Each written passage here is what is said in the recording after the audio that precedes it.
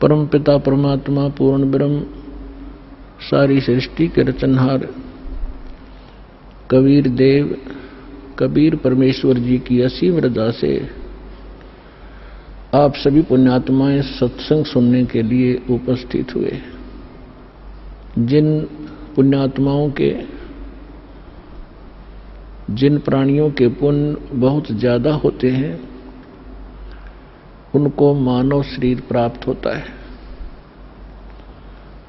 मानव शरीर दो प्रकार से प्राप्त होता है। एक तो टर्न वाइज मिलता है। परमात्मा का विधान है कि इस जीव को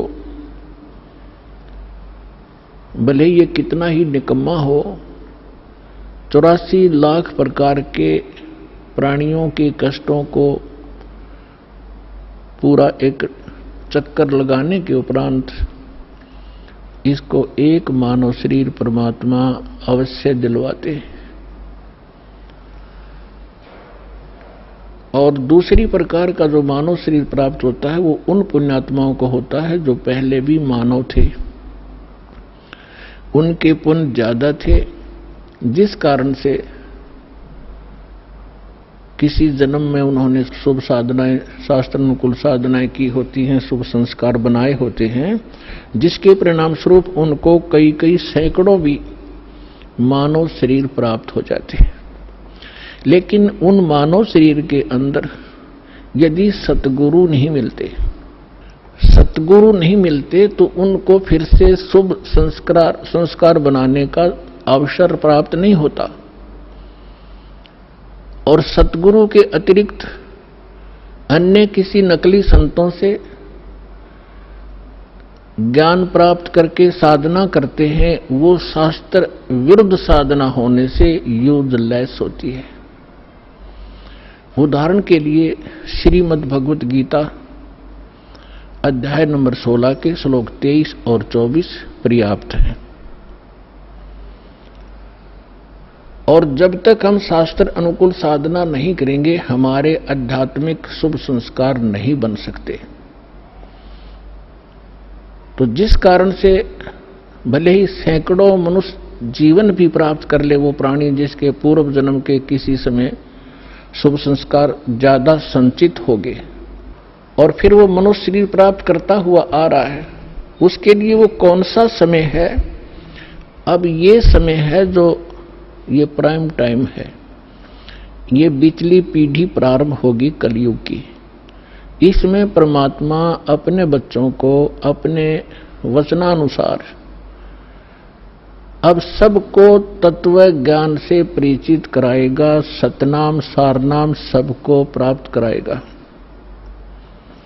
जो यहां से निकल जाएंगे सावधानी बरत कर सत साधना करके वो तो गए, सफल हुए। और जो नहीं निकल पाए और साधना कर रहे हैं किसी भी कारण से वो फाउल हो जाते हैं और पार नहीं हो पाते हैं, तो वो भी करोड़ों और काफी करोड़ों की संख्या में ऐसे हो जाते हैं। तो जो करोड़ों की संख्या में सत्साधना करते हुए और यहां रह जाएंगे, ये मंत्र ऐसे अनमोल और इतने कीमती हैं, इनकी थोड़ी ही साधना से बहुत ज्यादा आध्यात्मिक एनर्जी स्टोर हो जाती है। सतनाम के विषय में सूक्ष्म वेद में कहा है, सतनाम पालड़े रंग होरी हो, 14 लोक चढ़ावे राम रंग होरी हो, 3 लोक पास अंग धुर रंग होरी हो, तो ना तुले तुलाया राम रंग होरी हो। जैसे हम यहाँ के त्योहार मनाते हैं, होली मीन खुशी से हम एक दूसरे के साथ रंग उछालते हैं, तो परमात्मा कहते हैं ये होली जो आप मनाते हो ये नकली है, ये काल प्रेरित है। एक व्यक्ति का युवा पुत्र मर गया होली से 2 दिन पहले, ना वो स्वयं होली मना पा रहा है, ना उसके रिलेटिव और ना उसके मोहल्ले वाले। तो अब कहाँ गई वो होली? जिसको इतना इंपॉर्टेंट त्योहार मान रहे थे। तो परमात्मा और उससे परिचित संत कहते हैं कि इस नकली सांग में, इस नकली स्थान पर आप ये नाचा गाई करते हो, आपने भांग पी रखी है, नशे में बकवाद कर रहे हो। इस भांग का नशा, काल की माया का नशा, अज्ञानता में प्रेरित होकर कर रहे हो। यहाँ एक पलक में ना जाने के बिजली गिर जा, ऐसे लोक में तुम खुशी मना रहे हो। या तो जब आपको ज्ञान होगा, आंखों से आंसू नहीं सूखेंगे, हम के कष्ट उठा रहे हैं और आगे क्या जुल्म होगा हमारे साथ। तो असली होरी राम नाम की होरी है। या खेलो, दिन रात खेलो, रात खेलो दिन खेलो, सुमन करो दिन रात इस राम नाम की होरी से, इस रंग को बखेरो। तो क्या कहते हैं कि सतनाम जो 2 अक्षर का मंत्र है, जिसमें एक ओम है, एक तत् है,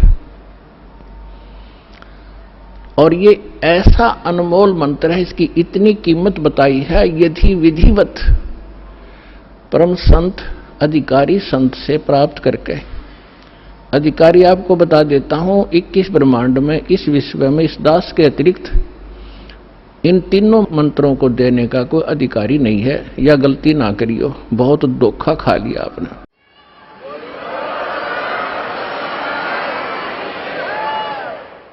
और कोई निकम्मी आत्मा इस दास से मंत्र प्राप्त करके स्वयं वो संत बनकर ये दान कर रहा है, वो महा अपराधी है भगवान का, और धोखेबाज है, वो डुप्लीकेट बना रहा है वो पासपोर्ट, जो आगे जाके आपको बहुत धोखा देगा।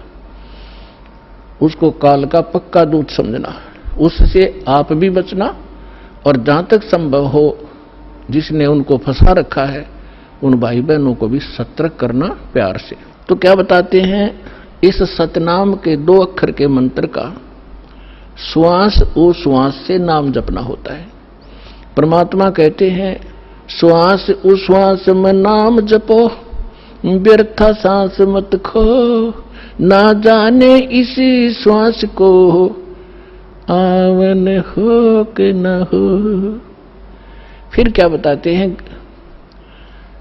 कि ये इतना एक श्वास का एक सतनाम एक भी आपने सुमन कर लिया विधिवत अधिकारी संत से, और बिल्कुल सावधानी से, यानी सिमरन जब करते हो सतनाम का, बाहर जो मंत्र छोड़ते हो उसके ऊपर उसकी अंदर से जो उच्चारण होता है, श्वास के द्वारा महसूस होता मैं क्या बोल रहा हूं, और बाहर श्वास छोड़ते समय कौन से मंत्र का उच्चारण होता है, उसको अजप्पा जाप कहते हैं। बाहर छोड़ते हैं, उस मंत्र के उच्चारण पर आपकी सुरत और नृत लगी रहे, मन लगा रहे। अंदर जौन सा लेते हैं, जो 2 अक्षर में से एक अंदर लेते हैं, उसके ऊपर भी आपका ध्यान रहे। वैसे मतलब नहीं कि हाथ में माला फिरती रहे, सांस चलता रहे और सुमन होता रहे, ये नहीं चलेगा। सुरत नृत और पवन, सुरत नृत मन पवन, ये चारों पदार्थ एकत्रित करने होते हैं। जब श्वास, पवन माने श्वास से सुमन करते हैं, तो उसके ऊपर हमारा सुरत और नृत और मन, और श्वास चल ही रहा है, ये पवन, इन चारों को एकत्रित रखना है। तो ऐसे एक सिमरन आपका पूरा हो गया। जल्दी नहीं करे इसमें, ये सहज मार्ग है। कई जल्दी के मारे मन फटाफट खींच दे मीटर सुमरन का, प्यार से करे चाहे थोड़े कर ले, उसकी कीमत होगी। और सिमरन करे ध्यान से, बगैर सुरत नृत्य लगाए कोई सिमरन हो रहा है, वो काम असफल नहीं होगा। तो ऐसे किया हुआ सतनाम का एक सिमरन की कितनी कीमत बताई है पुण्यात्माओं। जिस व्यक्ति ने कभी लाल सुना ना हो, हीरा देखा भी नहीं हो, उसकी कीमत का पता ना हो, सुना भी ना हो, और उसको कोई एक पत्थर दिखावे कि ये एक चमकीला पत्थर जो आपको नजर आ रहा है ये करोड़ रुपए का है। अब सामने वाले ने कभी ये देखा नहीं, कभी उसका व्यवहार उससे पड़ा नहीं, तो वो मानने या ना मानने पर उसकी कीमत ज्यों की त्यों है। इसी प्रकार इस सिमरन की जो दास आपको दे रहा है ये हीरे हैं। मोती मुक्ता दरसत नाही, ये जग है सब अंदरे, दिखत के तो नैन चश्म इनका फेरा मोतिया बंदरे। चारों युग में मेरे संत पुकारे और कूक कहा हम हेल रे, हीरे माणिक मोती बरसे ये जग चुगता ढेल रे।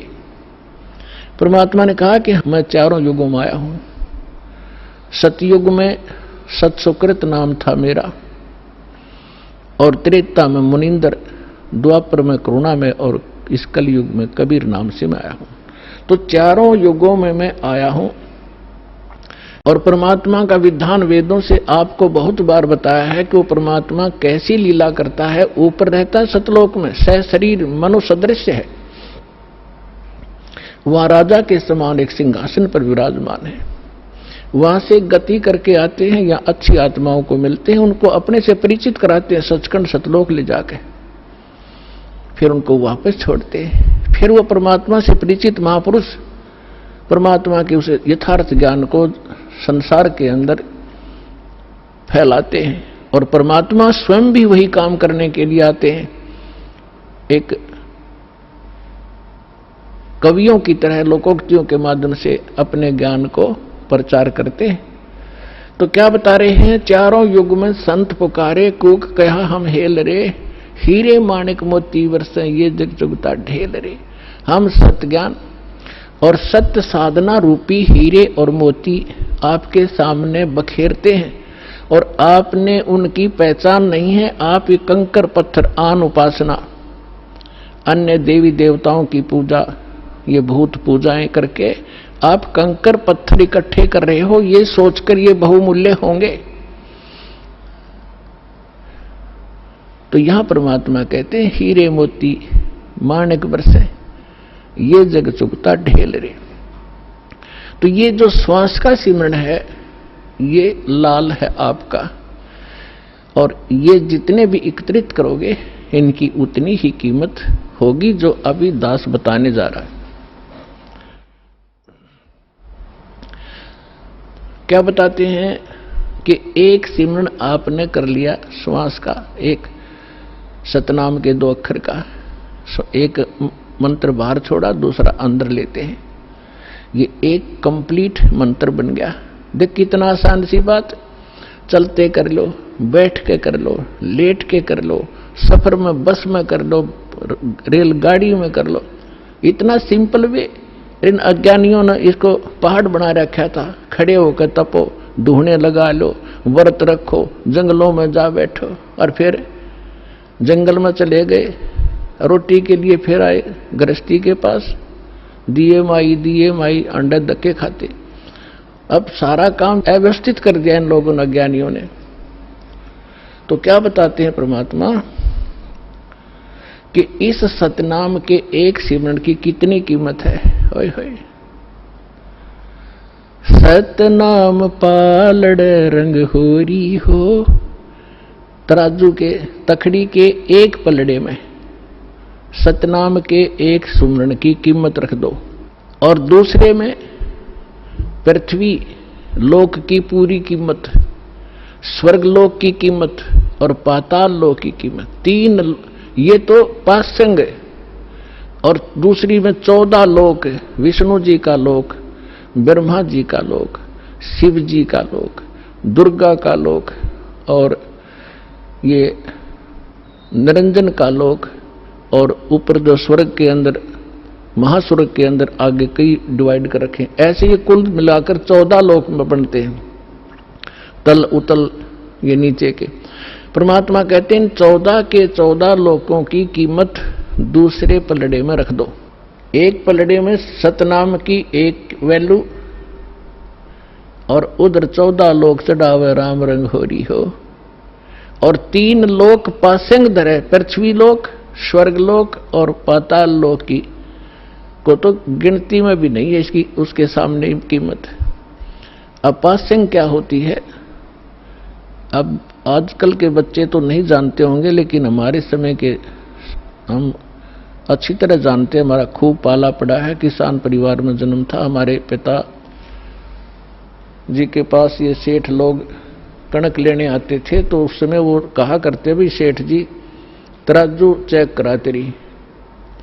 वो चेक कराता था, उसमें कुछ एरर होती तो उसको ठीक करने के लिए उसी जैसे गेहूं तोल रहे हैं, गेहूं से थोड़े से कनक लिया और उस दूसरे पलड़े में डाल दी जाती है। वो पासिंग ठीक करने के लिए, पासिंग माने एरर, उसके लिए वो कणक रख दी जाती है, उधर ही बट्टे रख दिए जाते हैं, दूसरी साइड पलड़े से फिर कणक तोली जाती है। तो वो जो एक मुट्ठी कणक डाली है वो पासिंग है, वो सौदे में नहीं आती, वो तो व्यर्थ में पड़ी है। वो चाहे ग्राहक की तरफ जाओ और चाहे धनी की तरफ रह जाओ, उसकी कोई ध्यान नहीं करता। वो पासिंग है, यानी इतनी कम वैल्यू है। तो आप कितनी पुण्यात्मा हो और कितना सिमरन आप करते हो और आप कितने धनी होते जा रहे हो अध्यात्म के। कबीर साहब कहते हैं, कबीरा सब जग निर्धना, धनवंता ना कोई, धनवंता सो जानियो जिस पर राम नाम धन हो। अब आज अरबपति है और कल मृत्यु हो गया, भक्ति करी नहीं, तो कल क्या है, वो गधापति है। फिर वो गधा बनकर घूम रहा होगा, कुत्ता बनकर गलियों में सैर सपट्टे कर रहा होगा, टट्टी खा रहा होगा, खा के यहाँ का धन।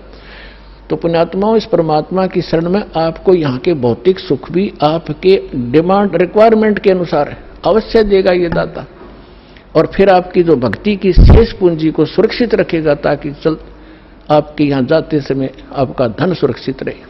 अब क्या बता रहे हैं, सत्य नाम पालड़ रंग होरी हो, 14 लोक चढ़ाव राम रंग होरी हो, 3 लोक पास्यंग धर रंग होरी हो, तो ना तुले तुलाया राम रंग होरी हो।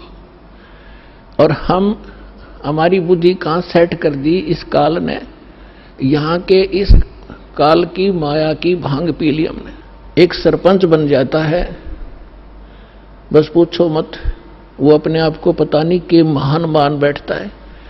और कोई चेयरमैन बन जाता है 4-5 सरपंचों के ऊपर, बस कहना ही क्या। एक मंत्री और मुख्यमंत्री बनकर काख पीटते फिरते, बगैर ज्ञान के बच्चों वाले खिलौने खेल रहे हैं। और आप वो हो जो मनुष्य जीवन के इस उद्देश्य को प्राप्त कर रहे हो, सफल कर रहे हो। तो कहने का दास का तात्पर्य है, जिस प्रसंग को लेकर चले हैं उसी पर आते हैं कि जैसे अब ये परमात्मा का मार्ग प्रारंभ हो गया है, परमात्मा का आदेश है कि पूरे विश्व में जाओगा। परमेश्वर ने इस काल के साथ एक कमेंटमेंट हुआ था। काल तो ये राजी हो गया था, उसने तो ये चतुरता करी थी कि कलयुग में ये इतने कंडेम हो जाएंगे, भक्तिहीन भी हो जाएंगे और इनकी वृत्ति भी खराब हो जाएगी, ये भक्ति के योग नहीं रहेंगे, सब चापलूस हो जाएंगे, विकारी बन जाएंगे। इसलिए उसने कहा था कि भगवान 3 युगों में जीव थोड़े ले जाना। परमात्मा ने कहा था कि तूने सभी मेरी आत्माओं को ऐसा दुखी कर दिया, इनकी क्या दुर्दशा कर दी तूने, गधा बना रखा, कुत्ता बना रखा, क्या ये ऐसे थे जब तेरे पास आए। तब इसने प्रार्थना करके, ये अलग स्टोरी है लेकिन हिंट देना पड़ेगा, फिर आगे चलेंगे। तो उसने प्रार्थना की थी, भगवान 3 युगों में जीव कम ले जाना। मालिक को भी पता था, क्योंकि हमारी शंका बहुत ज्यादा है, तुरंत उत्पन्न हो जाएंगी कि परमात्मा ने ऐसा क्यों वर दिया 3 युगों में जीव ना ले जाने का। तो हमने ऐसे निकम्मा काम किया था, उसके बदले में ये सजा भी थोड़ी है हमारे को। फिर भी परमात्मा को पता था कि सतयुग त्रेता द्वापर में इनकी घनी कमाई होगी भक्ति की, और ये दुखी नहीं होंगे। जैसे संस्कार आपके होंगे उसी प्रकार परमात्मा ने इस पृथ्वी पर वैसा ही माहौल बना देता है दाता। बढ़िया समय पर वर्षा होती है, बड़े फलदार वृक्ष होते हैं, सब शरीर हो जाएंगे, तो फिर सुख होता है उनको। और सुख में भगवान की भक्ति प्राणी फॉर्मेलिटी करता है, और दुखी प्राणी जब हो जाता है तब उसका दुख संकट निवारण हो जाता है। फिर उसको बताया जाता है यदि आपने फिर से भक्ति छोड़ दी तो वो कष्ट फिर आ जाएगा, तो वो कभी नहीं छोड़ेगा, आजीवन भक्ति करेगा और वो सफल हो जाएगा। और सतयुग त्रेता द्वापर में ये जीव घना दुखी नहीं होता, शरीर मजबूत होता है, लंबी आयु होती है, खूब ठीक सा इसका जो है बना रहता है व्यवहार। तो उस मालिक को मालूम था कि ये भक्ति नहीं करेंगे, क्योंकि सभी भक्ति करते थे लेकिन शास्त्र विरुद्ध करते रहे। और जिस कारण से वो सोच रहे थे जो साधना हम कर रहे हैं इसी से हमें लाभ हो रहा है, और हो रहा था, वो पिछली बैटरी चार्ज से वो प्रयोग कर रहे थे, अपनी पिछली मलाई खा रहे थे। तो इस प्रकार परमात्मा को पता था। तब उसने कहा था ठीक है, चौथे युग में, कलयुग में मैं अपना ज्ञान प्रचार करूंगा। तो काल ने कहा था कि देखो जी, जबरदस्ती ना करना, बलपूर्वक मत ले जाना। आपके ज्ञान को कोई माने, समझे, स्वीकार करे और आपकी भक्ति करे तो वो आपके हों, और जो मेरे ज्ञान को, जो मैं नकली अपने दूत भेजूंगा अपना ज्ञान प्रचार करने के लिए, उनका ज्ञान जो स्वीकार करे तो वो मेरे ही रहे, आप उनको बलपूर्वक न ले जाना। परमात्मा बोला बिल्कुल सही है। जब मेरा ज्ञान ही स्वीकार कोई नहीं करेगा तो खाक जाएगा मेरे लोक में। वो तो वही जाएगा जो मेरा ज्ञान स्वीकार करेगा, मेरी भक्ति ग्रहण करेगा, तब वो जाएगा। तो काल ने, जब परमात्मा ने स्वीकृति दे दी, तब काल ने कहा था कि बेशक, अब परमात्मा आए थे जोगजीत नाम से, कि जाओ जोग जीत संसारा, जीव न माने कहा तुम्हारा, जीव तुम्हारा कहा न माने, हमरी ओढ़ हो बाद बखाने। फिर कहा था 12 पंथ करूं मैं साजा, नाम तुम्हारा ले करूं आवाजा, 12 पंथ नाम जो ले ही हमरे मुख में आन समोई, और अनेक पंथ चलाऊं या विद जीवों को भरमाऊं, देवल देव और पितृ धाम पुजवाऊं, और जब ऐसे नकली जब तब सबके मन लाऊं, और जाओ जोग जीत संसारा, जीव न माने कहा तुम्हारा, जीव तुम्हारा कहा ना माने, हमरी ओढ़ हो बाद बखाने। मेरे वकील बन के खड़े हो जाएंगे, तू रामकृष्ण को कैसे भगवान नहीं मानते हो, क्या कर रहे हो। तो परमात्मा ने कहा था कि अब मेरी भी सुन ले दो बात। चौथा युग जब कलयुग आई, तब हम अपना अंश पठाई, काल फंद छूटे नर लोई। जो जितने तू बकवास कर देगा, जितने तू ये भ्रमित करेगा, बंधन बनाएगा, काल फंद छूटे नर लोई, सकल सृष्टि परवानी खोई। ये परमात्मा का वचन है बच्चों, कोई डूम भाट के गीत नहीं है, समर्थ की वचन है। कि कहते हैं कलयुग बीते 5500 पाचा, तब ये वचन मेरा होगा साचा, और कलयुग बीत जावे जब एता, सकल सभी प्राणी और परम पुरुष पद चेता। अब परमात्मा ने कहा था कि जब चौथा युग कलयुग आएगा तब मैं अपना अंश भेजूंगा, और उस समय काल के सारे फंद, तेरे सारे दाव पेच, ये अज्ञान को काट दिया जाएगा, और सकल सृष्टि उपदेशी होगी, नाम लेवेगी। और फिर कहा था कि जब कलयुग 5505 बीत जाएगा तब मेरा ये वचन सत्य होगा, और उस समय पूरा विश्व उस परमात्मा के उस परम पद का जानकार होगा, उसको पता चले। अभी तो हम स्वर्ग और नरक, स्वर्ग और नरक, कोई व्यक्ति मर गया, नो के स्वर्गवासी हो गया, चाहे जाता हो नरक में, हमने एक कोड वर्ड बना रखा था। तो अभी तक हमने सतलोक और सचखंड का पता ही नहीं था, परमात्मा का परम पद कौन सा है और कहाँ रहता है, कैसा है, कैसे प्राप्त होता है। और ये नकली पंथ चले थे काल के, राधा स्वामी पंथ और कबीर पंथ, जो 12 पंथ है कबीर जी के नाम से चला रखे, सारे नकली और काल के प्रेरित हैं। इनमें ना सत्य ज्ञान है ना सत्य साधना है। तो अंडरस्टूड है, जानना ज्ञान सत्य है, ना वहां नाम साधना सत्य है, तो क्या है वो तो खोखा है, नकली है, डुप्लीकेट सारे। तो अब परमात्मा ने कहा कि पूरा विश्व इस ज्ञान से परिचित होगा, पूरा विश्व नाम लेगा। अब प्रसंग चल रहा था कि 2 प्रकार से मानव शरीर प्राप्त होते हैं। एक तो टर्न वाइज होता है कि नरक स्वर्ग भोग के, उसके बाद फिर 84 लाख प्रकार के प्राणियों के शरीरों में कष्ट उठा के उसको एक मानव शरीर मिलता ही मिलता है। तो वो उस प्रकार का प्राणी शीघ्र भक्ति पर नहीं लगता।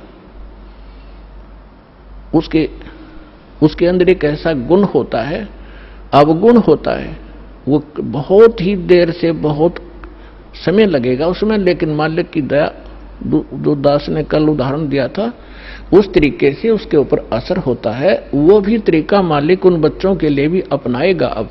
लेकिन जो बता रहा दास के एक पिछले संस्कारों से पुनर्जन्म होते रहते मानव के, उसके लिए अभी तक दास या भूमिका बना रहा है, ये समझाने के लिए आपको कि जैसे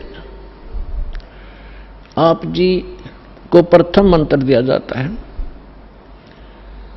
पहले परमात्मा ने इस प्रथम मंत्र में केवल ये बीच वाले 5 नाम ही दिए जाते थे,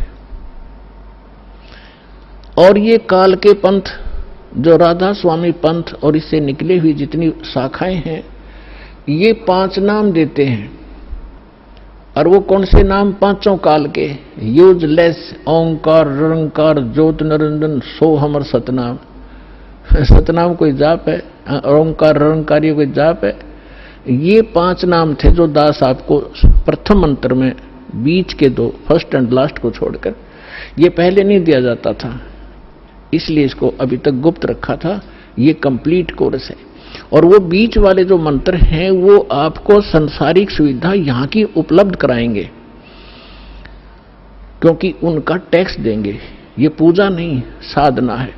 साधना और पूजा में अंतर होता है। जैसे हम पूजा करते हैं परमात्मा को पाने की, तो हम परमात्मा को पाने के लिए जो भी प्रयत्न करते हैं वो साधना है। जैसे हमने, हमारा पूज्य है जल, हमने जल प्राप्त करना है, तो जल प्राप्त करना जमीन के अंदर है, तो हमारा जो पूज्य है, इष्ट है, वो है जल।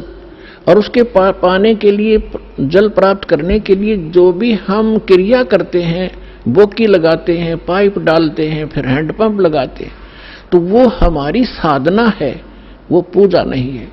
उसको पाने के लिए जो हमारा पूज्य है, हमारा जो इष्ट है, वो तो जल है। उसके लिए जो प्रयत्न किया गया वो साधना है और वो पूजा है उसको पाने की।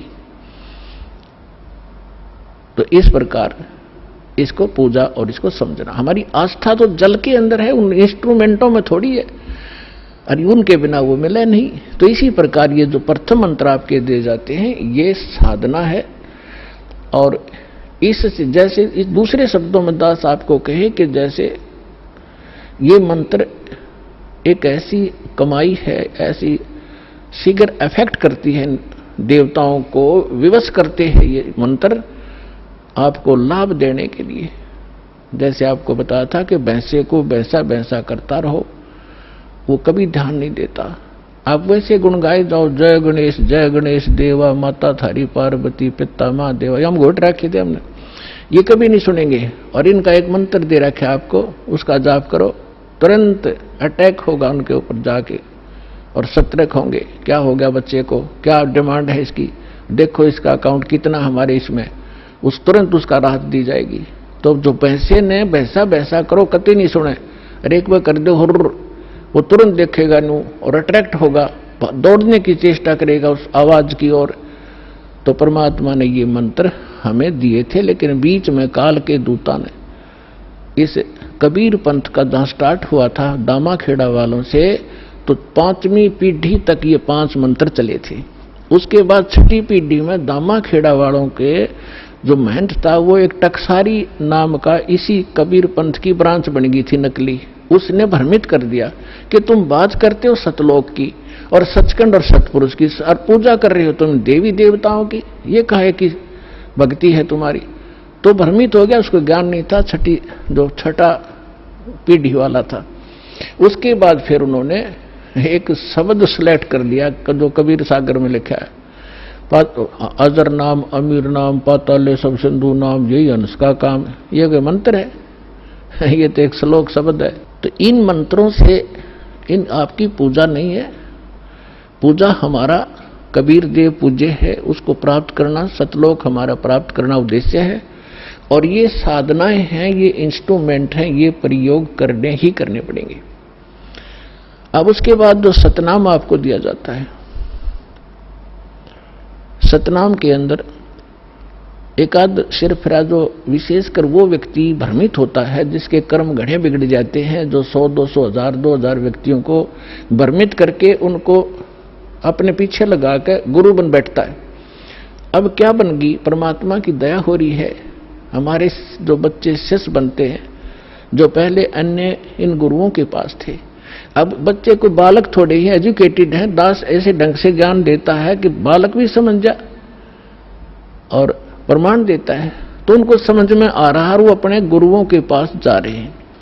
उन गुरुओं से भी कह रहे हैं जी आप भी चलो, आप भी भ्रमित हैं और हमें भी मिसगाइड किया आपने। आपका उद्देश्य तो ठीक था कि हम कुछ मार्गदर्शन करें, लेकिन आपको ही नहीं पता, आप झूठे गाइड बन गए, आप भी चलो। तो जो अच्छी आत्माएं हैं वो आ जाते हैं, दीक्षा भी ले रहे हैं। एक तो ये कह रहा था कि मेरे 20,000 शिष्य हैं, मुझे ये ज्ञान मिला, पहले मैंने ज्ञान गंगा पढ़ा और फिर मैंने अपने शिष्यों से कहा कि तुम भी पढ़ो, देखो इसमें क्या है। तो उन शिष्यों से ने कहा जी इसमें तो अद्वितीय ज्ञान है। तो मैंने कहा कि जाओ तुम दीक्षा लेकर आओ। तो वो अपने शिष्य भेजे उस प्यारी आत्मा ने, और अब कह रहा था पिछले सत्संग पे कि पिछली बार मैं भी आ गया हूं और शेष को भी अब जाके ये ज्ञान गंगा दूंगा और यहां लाऊंगा। ये है महान आत्मा। ठीक है, जब तक धोखे में हम भी थे, गलत साधना हम भी कर रहे थे, जिस दिन पता चला उसी दिन हम दिशा बदल ली। तो बुद्धिमान होता ये।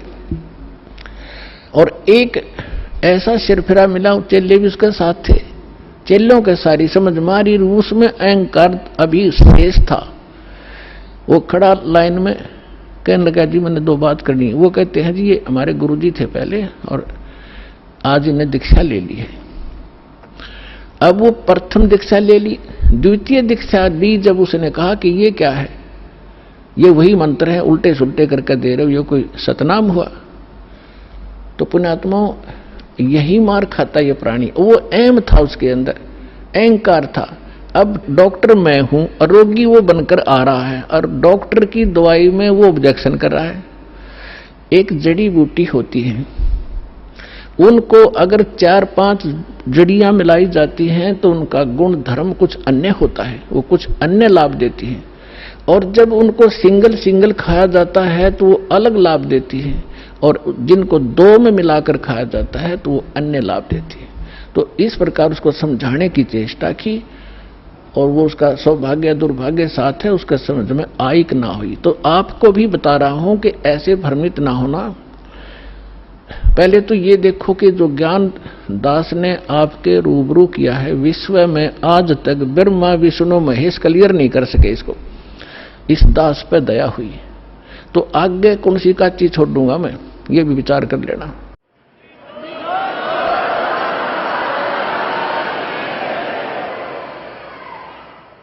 और फिर ये साथ साथ एक पॉइंट को क्लियर करने के लिए 6 उदाहरण देता हूं, ऐसे मजबूत जो हलाए नहीं हिल सकते।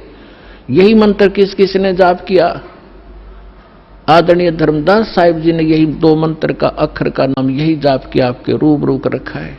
नानक साहिब जी परमात्मा से सीधे मिले, परमात्मा उनको बेई नदी पर जिंदा महात्मा के रूप में सचखंड लेकर गए और फिर उनको वापस छोड़ा। तीसरे दिन अदृश्य रखा और फिर उन्होंने कौन सा नाम जाप किया?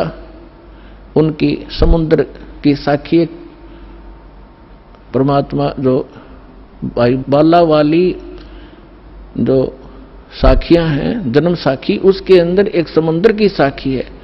उसमें एक कथा है कि एक समय बाला और मर्दाना नानक साहिब के साथ रहा करते थे अधिकतर। उन्होंने एक दिन प्रार्थना की, गुरुदेव हम श्रीलंका जाना चाहते हैं, देखना चाहते हैं, दया करो। उन्होंने कहा आंखें बंद करो। आंखें बंद करके खोली तो समुद्र के किनारे खड़े थे।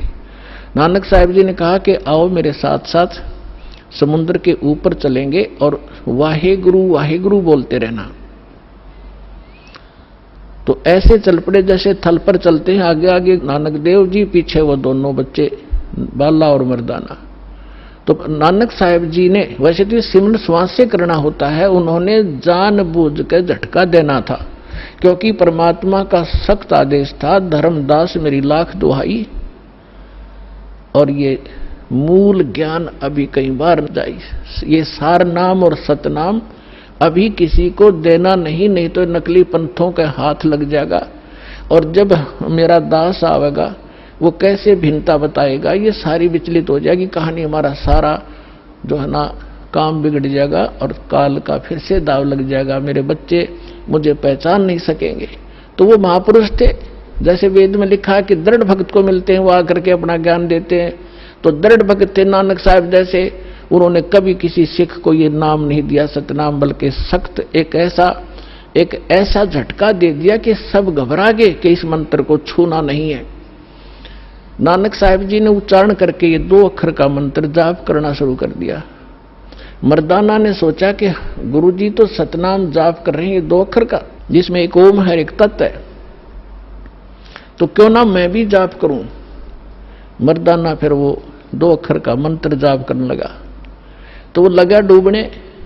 नानक साहब जी ने देखा, तब नानक जी ने कहा कि भाई तो वो ये जाप कर जो मैंने तेरे को बोला है, ये मंत्र मत कर।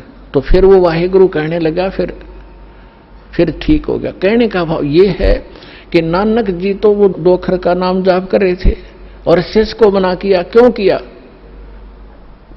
वो परमात्मा के प्यारे बच्चे थे, उनको मालूम था कि यदि आज ये डिस्क्लोज हो गया तो बट्ठा बैठ जाएगा। आज तक किसी सिख को इस सतनाम की भनक भी नहीं है, ना वो ग्रंथ साहिब में रखा, अलग अलग स्थानों पर रख दिया, लेकिन सीधा नहीं रखा, और वहां से प्रमाणित हो गया। और इसके साथ साथ आदरणीय गरीबदास साहिब जी को परमात्मा मिले गांव छुड़ानी, जिला झज्जर, हरियाणा में, खेतों में 10 वर्ष के थे। सचखंड लेकर गए और फिर बहुत काफी समय 8-10 घंटे ऊपर रखा परमात्मा के बच्चे को, फिर वापस छोड़ा।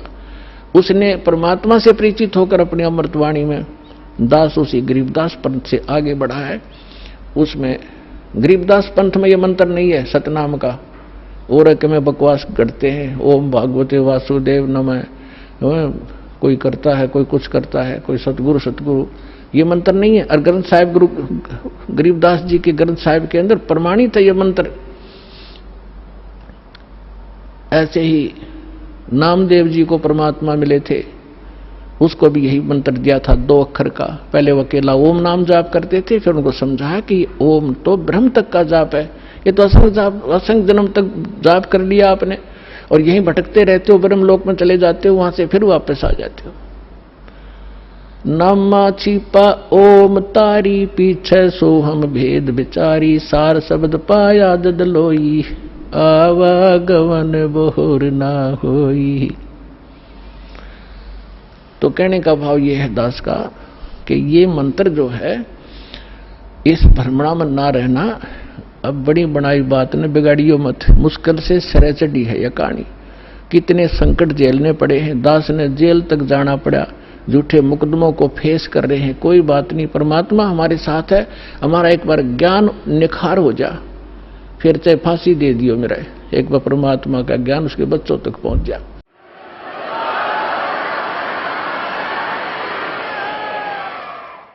तो पुण्यात्माओं, परमार्थ के लिए संत आते हैं, और जो परमार्थ नहीं कर सकता वो खाक संत है। और संत किसे कहते हैं? सतगुरु उसे कहते हैं। सतगुरु के लक्षण कहूं, मधुरे बैन विनोद, 4 वेद 60 शास्त्र वो कहे 18 बोध। सतगुरु होगा जो इन सदग्रंथों से ज्ञान दे और प्रमाणित ज्ञान हो। अब जो प्रसंग चल रहा है कि जैसे अब आप जी नियमित रहे, अब आपको कुछ दिन समस्या रहेगी, क्योंकि अभी हमारे इस ज्ञान का प्रकाश कम हुआ है। घर घर के अंदर विरोध है, गांव गांव में विरोध है, समाज के अंदर विरोध है, क्योंकि इस जगत और भगत के क्रियाओं में और विचारों में सदा से भिन्नता रही है। और इसीलिए कहा है कि जगत और भगत का आपस में विरोध रहा ही है, और ये रहेगा भी। जब तक जगत को आप जैसा ज्ञान नहीं होगा तो वो विरोध करेंगे ही करेंगे, स्वाभाविक है। उनको अच्छा सा नहीं लगता। जैसे यहाँ पहली बार कोई व्यक्ति आता है और दूसरा आके प्रणाम करता है, वो खड़ा खड़ा देखता रहता है, ये क्या कर रहे हैं यहाँ पर, उसको अच्छा सा नहीं लगता। क्योंकि वो तो अहंकार में, कोई छोटी मोटी पोस्ट हो तो उसने तो भारी बात हो जाती है, कैसे लंबा लेटूं, ये होता उनमें जो भक्तिहीन होते पिछले जन्म के, और पिछले जन्म के भक्ति युक्त प्राणी होते हैं, चाहे कितना बड़ा अधिकारी हो तुरंत समर्पित हो जाता है। वो पिछले संस्कार उसको अपने आप झुका देते हैं। उदाहरण के लिए जैसे सरसों आपने देखा होगा, सरसों जब तक उसकी फलियों में दाने नहीं होते, यानी उसकी कीमती नहीं होती, तब तक वो ऐसे खड़ी रहती है।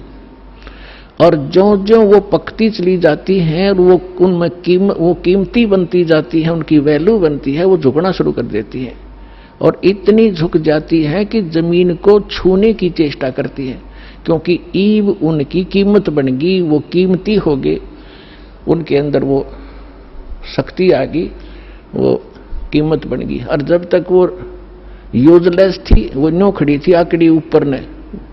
तो इसी प्रकार जो पूर्व जन्म के भक्ति युक्त होते हैं, उनका स्वभाव होता झुकने का, वो खड़े रह ही नहीं सकते।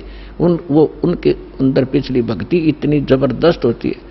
और जो भक्तिहीन होते हैं वो अकड़े रह अकड़नों, लेकिन उनमें भी भक्ति बन जाएगी। सत्संग सुनेंगे, भगवान की अमृत वाणी सुनने मात्र से संस्कार शुरू हो जाते हैं।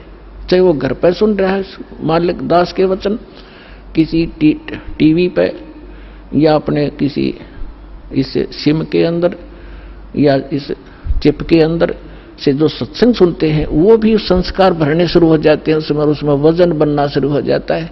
फिर धीरे धीरे यहाँ भी आता है, फिर सत्संग सुनता है, यहाँ जो है प्रणाम करता है, फिर उसके अंदर वो भक्ति संग्रहित होकर अपने आप झुकना उसका स्वभाव बन जाएगा। फिर उसको बुरा लगेगा जब झुका नहीं का, तो प्रणाम नहीं करेगा, तो उस पर कह नहीं जा।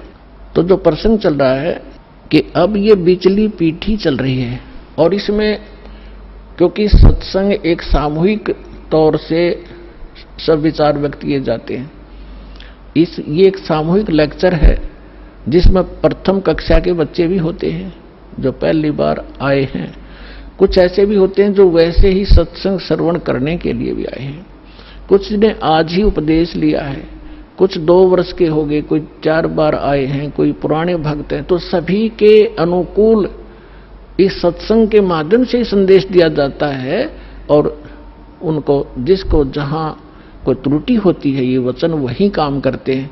जैसे आपको कोई बीमारी रोग है, इंजेक्शन कुल्ले पर लगाएंगे, वो उसी दर्द पर जाकर काम करेगा जो रोग होगा।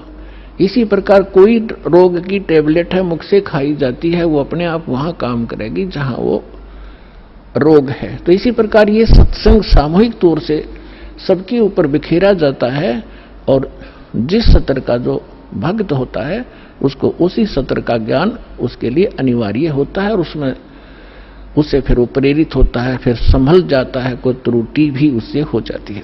तो इसलिए इस सामूहिक तौर से सभी फाउल पॉइंट भी बताए जाते हैं कि यहाँ आप मार खाते रहे हो और ये समस्या आ जाती है। तो दास जो कह रहा था कि अभी आपको कुछ परेशानियां आएंगी और आ भी रही हैं, और फिर भी आप संघर्ष कर रहे हो समाज के साथ, क्योंकि आपको ज्ञान सही प्राप्त हो गया और आपको सुख भी मिल रहा है, और समाज अभी इस ज्ञान से अपरिचित है। तो अभी कुछ दिन और थोड़ी सी समस्या आपको रहेगी, फिर जब पूरे विश्व में ये ज्ञान फैल जाएगा, सब आपके साथी हो जाएंगे। आप जो भी वचन कहोगे, जैसे हमने रामायण और महाभारत सुनते सुनते कान पक गए, हजारों वर्षों से सब ने सुन ली, सब ने मान ली, सारी सही बिल्कुल राम कृष्ण समर्थ भगवान। अब कोई भी कितना खड़ा होकर कोई कहा करता कृष्ण जी ने न्यू कर दिया, सारे नाड़े लाया करते, हाँ जी बस ये समर्थ शक्ति है, सर्वशक्तिमान है, हाँ जी। अब कहते हैं झूठ को 100 बार सुन ले वह सत्य लगने लग जाती है, और हमने सुन रखी थी लाखों बार, तो वो एक रस हो गया था, कोई ऑब्जेक्शन नहीं रहा। अब ये सच्चाई भी ऐसे ही दास बार बार रह कर सुनाओगा, तो ये सच्चाई भी आपको एक दिन सबने स्वीकार करनी पड़ेगी, और सभी ऐसे ही गर्दन हिलाया करेंगे, बिल्कुल सही, यही है ज्ञान और ज्ञान ही नहीं, और यही कबीर है भगवान और भगवान ही नहीं, इस ज्ञान से ही होगा। तो इस प्रकार अभी आपको प्रॉब्लम रहेगी और संघर्ष करो। ये तो आजादी की सी लड़ाई समझ लेना, लेकिन हमारी लड़ाई हथियारों की नहीं, ज्ञान के शस्त्र से हमने लड़ना है। कबीर साहब का ज्ञान ऐसा है, कहते हैं और ज्ञान सब ज्ञानड़ी, कबीर ज्ञान सो ज्ञान, और जैसे घोड़ा तोब का करता चला मैदान तो कर दिया। शंकराचार्य हमने निमंत्रण उनको दे लिया, कहा जाओ जी चर्चा करो, कुछ हमारी त्रुटि हमें बताओ, आपकी हम बतावांगे, उसको एक समाज को एक दिशा दे दें। लेकिन कुछ भी रहा हो, चाहे वो अपने आप को गण्याडी मान रहे होंगे, अकेले जावा रामपाल का तो कोई अस्तित्व नहीं है, लेकिन फिर भी गरीब के पास भी आ जाना चाहिए बड़े आदमियों ने, जो आमंत्रित करता है। दूसरी बात यह है कि उनके पास कख नहीं, उनको सारा पता लग चुका है, क्योंकि पुण्यात्माओं आज इतना सेंसिटिव मीडिया है, एक वचन भी दास ने इस पूरे सत्संग में गलत बोल दिया होता, ये बवंडर बना देते। और आज मैं सीधा छाती में मार रहा हूं इनके सच्चाई को, और कोई चसक नहीं रहा, इतना वजन है सच्चाई के अंदर। तो वो यहां नहीं आए, दुर्भाग्य था हमारा, बहुत इंतजार की उनकी, लेकिन परमात्मा ने दया करी, इस साधना चैनल वाले पर न्यारी रजा कर दी दाता ने। इसने अपनी टीम भेज के और सबसे उनके इंटरव्यू ले लिए, खुश होकर दे दिए, धोती सी मन्ना धो दी उनकी, यहां पर दिखा दिया किसे शंकराचार्य है, किसे आचार्य है। तो पुण्यात्माओं, कहने का भाव यह है कि जब तक ये पूरे विश्व में एक रस नहीं होगा, तब तक थोड़ा सा विरोध बना रहेगा, और उसमें आपने घना सावधान रहना पड़ेगा कि आपका नाम खंडित ना हो। वैल्यू है, कहते हैं परमात्मा कहते हैं, जैसे माता गर्भ को रखे यतन बनाए, और ठेस लगे तो छन हो तेरी, ऐसे भक्ति जाए। अब भक्ति का मिलना यह बड़ी कठिन, और मिलने के बाद फिर वो उसको सुरक्षित रखना, वो एक बहुत बड़ी बात है। जब तक परिपक्व नहीं हुई तो फिर फायदा क्या उसका। तो इतना सावधानी आपने बरतनी पड़ेगी, जैसे कोई माता बच्चे को गर्भ में आते ही वो कितनी सतर्क हो जाती है, खान पीन में संयम बरतती है, पैर ऊंचा नीचा ना टिक जा कि बच्चे का झटका लग जा, रात को करवट ले भी गलती से ले लेती है तो तुरंत सतर्क होती है, और कहीं मेरे बच्चे का दाब ना लगी हो और खराब ना हो जाए मेरा गर्भ, वो कितनी चिंतित रहती है। तो आप जी ने इस भक्ति का जो लाल है, इतनी सावधानी से परिपक्व करना पड़ेगा, तब आपको सफलता होगी।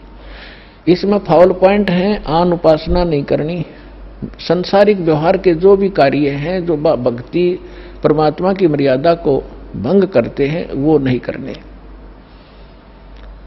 और फिर आप सफल हो जाओगे। तो अभी थोड़ी सी कठिनाई आपको चल रही है, घर घर में विरोध चल रहा है। पति ने नाम ले लिया, पत्नी नहीं मानती, मैं तो सारी पूजा करूंगी, तो कैसे ऐसा क्या कर रहा है। पत्नी ने ले लिया तो पति दुखी करता है। तो धीरे धीरे ज्ञान से क्या होगा, ये ज्ञान ऐसा है कि आप घर पे चलाओगे और बच्चों पर भी असर करेगा, ना सुनेंगे तो भी कक्ष में सोए हुए व्यक्तियों पर भी ये वाणी असर करेगी, जैसे गारुड़ का मंत्र अचेत हुए उस सर्प के डसे हुए व्यक्ति पर, जो सुन भी नहीं रहा, समझ भी नहीं रहा, और उसके ऊपर भी वो मंत्र बोल बोल कर उसके विष को उतार कर सचेत कर देता है। और ये तो परमात्मा की वाणी सब सिद्ध है। ये तो अपने पशु पक्षियों के ऊपर भी ये वाणी जा रही है, उनको भी, उनके भी पाप डाउन हो रहे हैं। ठीक है, उनके पाप गणे हैं, इसलिए पशु योनि मिली, तो वो पाप घटते रहेंगे। जैसे कपड़ा किसी का ज्यादा मैला है, हो गया है, मैल हो गया है, तो वो कई बार साबुन लगाने से स्वच्छ होगा, उज्जवल हो जाएगा, और जिसका थोड़ा मैला है, एक दो बार साबुन लगाने से उज्जवल हो जाता है। तो ये साबुन है, परमात्मा का जो ज्ञान है, सत्संग है, वचन है, ये साबुन और जल दोनों का काम करता है। तो धीरे धीरे ये सत्संग जिस घर में चल रहा है, पड़ोसियों तक भी असर होगा आपका, और आपके घर के पशु पक्षियों पर भी इसका प्रभाव पड़ेगा। आपके घर कोई पशु पक्षी भी रह रहा है, उसके ऊपर भी धीरे धीरे उसके अंदर ये वाणी का जो ज्ञान यज्ञ का पुण्य उसमें संग्रहित होगा। और कुछ ऐसे पाप हैं जो ज्ञान यज्ञ से ही खत्म होते, और उसका विकल्प ही नहीं है।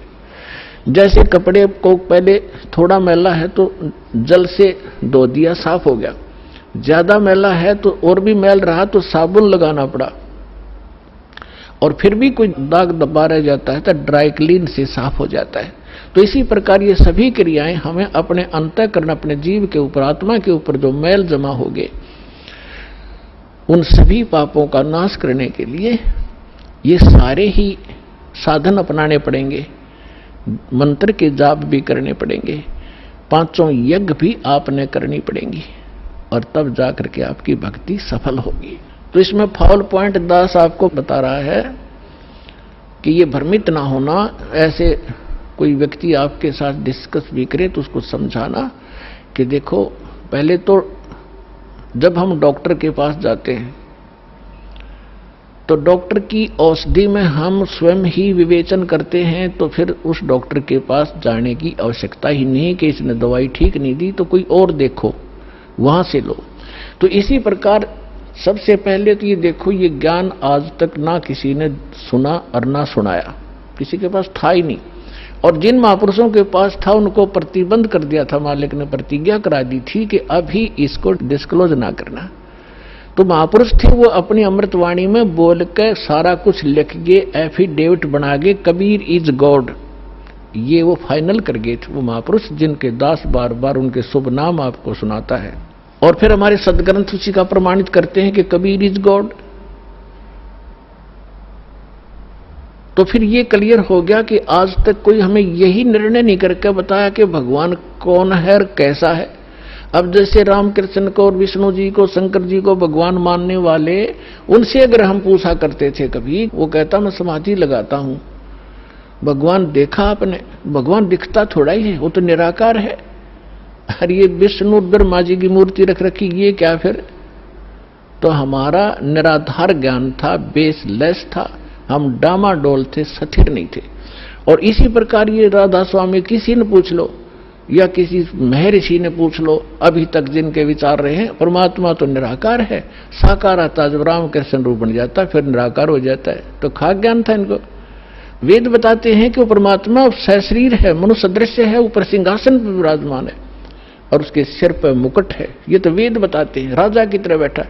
और यही वो संत बताते हैं जिनको भगवान ने जिन आंखों देखा वहां पर। तो फिर इसमें कोई डाउट नहीं रहा कि हु इज गॉड और कैसा है वो भगवान। तो ये सारे कंसेप्ट क्लियर इस दास न करे, आज तक किसी ने नहीं किए। तो इसी प्रकार इस साधना पर भी विश्वास करना, किसी से डगमग ना होना, क्योंकि काल ने अपने एजेंट छोड़ रखे हैं, वो अपने कर्म बिगाड़े हैं, तो वो भी भगवान के बच्चे पर भ्रमित है, उस काल से प्रेरित है। उनका दुर्भाग्य है कि वो अशुभ काम पर लगे हैं। तो दास की उन सभी संतों से भी प्रार्थना है कि वो भी भगवान के बच्चे हैं और परमात्मा के बच्चों को मिसगाइड करके वो भगवान के दोषी हो रहे हैं। सबसे बड़ा अपराधी इस पृथ्वी पर यदि कोई प्राणी है जो गलत ज्ञान प्रचार करता है, वो भगवान का सबसे बड़ा अपराधी है। और आज देख लो, आज तक इस दास के अतिरिक्त या पहले महापुरुष रहे, उन्होंने जो ज्ञान दिया वो अपने सत्र का दे ही गए, उन्होंने आगे नहीं ये मंत्र वगैरह डिक्लेयर किए, वो बात अलग है। लेकिन वर्तमान में इस दास के अतिरिक्त सभी मिसगाइड किए बैठे, ये संत, मंडलेश्वर, आचार्य और शंकराचार्य। तो ये अपराधी उस परमात्मा के, इनको चाहिए अपना भी कल्याण करावें और सच्चाई से अपने अनुयायियों को भी परिचित होने दें, इनका भी कल्याण हो जाएगा। समय आ गया, ये तो होगा ही होगा। ये कह देंगे तो इनका जो है बड़ी शाबाशी होगी, इनकी इज्जत रह जाएगी। और नहीं तो चलिए तो यहाँ आवेंगे, फिर ये अकेले बैठे रहेंगे वहां पर, रोए जाइए अपने कर्माने। आज कौन ऐसा मूर्ख है जो अपने जीवन को नाश करेगा जब पता लग जाए? तो फिर दूसरी समस्या ये आती है कि गुरु नहीं बदलना चाहिए। कोई बात हुई? या एक डॉक्टर से इलाज नहीं होता तो 100 बदलने चाहिए अपनी जान बचाने के लिए। और कबीर साहब कहते हैं, जब लग गुरु मिले नहीं साचा, तब लग गुरु करो 10 पांचा। और झूठे गुरु के पक्ष को तज ना लावे वार, और द्वार ना पावे शब्द का वो भटके वार का वार। और इतना शीघ्र बदल देना चाहिए गुरु को। कबीर साहब कहते हैं कि डूबे थे पर उबरे, गुरु के ज्ञान चमक, और बेहरा देखा जरजरा, उत्तर चले फड़क। पहले बेड़े होया करते थे, फ्लोटिंग लकड़ियों का एक बेड़ा बना लिया। अभी तो नौका तो बहुत बाद में चली है, पहले बेड़ा होया करता था, उसके ऊपर बैठकर दरिया को पार करके अपना कोई काम करने जाते थे, उन बेड़ों के ऊपर बैठ के जाया करते। तो वो बेड़े कई बार गल जाते थे, कंडम हो जाते थे। तो जब परमात्मा कहते हैं कि जिस साधना को आप कर रहे हो, जो गुरु की, जिस गुरु के जहाज में आप बैठे हो, उसका जब आपको उसके सामने दूसरा जो बिल्कुल ओके बेड़ा आ गया, नौका समझ लो आप, बेड़ा तो नहीं समझ में होगा। अब एक नौका है जिसमें आप बैठे हो, उसके अंदर सुराख हो गया है और जल उसके अंदर घर कर रहा है, अंदर प्रवेश करना शुरू कर दिया है, और उसके बराबर में दूसरा कोई सही ओके नौका रख देता है, साथ में खड़ा कर लेता है, और वो कहता है कि भाई तुम डूबोगे, इसमें आ जाओ। अब जिसने गुट्टी सूटी ला रखी होगी, नशा कर रहा होगा, तो ठीक है मौज हो रही है, वो तो डूबेंगे। और जिनको नशा नहीं है और उनको पता लग गया दोनों का डिफरेंस कि ये जल आ रहा है, तुम डूबोगे इसमें, तो वो जो जिनका नशा नहीं है वो तुरंत एक सेकंड भी ना लावे, तुरंत कूद जाएंगे उसके अंदर। तो यहां परमात्मा कहते हैं डूबे थे पर उबरे, गुरु के ज्ञान चमक और बेड़ा देखा जर्जरा, यानी टूटा फूटा डुबोण वाला, उत्तर चले फड़क फड़क, जैसे पशु कई बार आवाज सुनकर हॉर्न की फड़क को भाग जाता काफी दूर, बहुत स्पीड से भागता एकदम। तो कहते हैं ऐसे कूद गए दूसरे में। तो परमात्मा कहते हैं झूठे गुरु के पक्ष को तजत ना लावा वार, एक सेकंड के अंदर बदल लेना चाहिए। और पुण्यात्माओं, आज इस विश्व में कोई गुरु नहीं है इस दास के अतिरिक्त। सतगुरु की तो बहुत दूर की बातें हैं, वो गुरु भी नहीं है। तो कबीर साहब कहते हैं,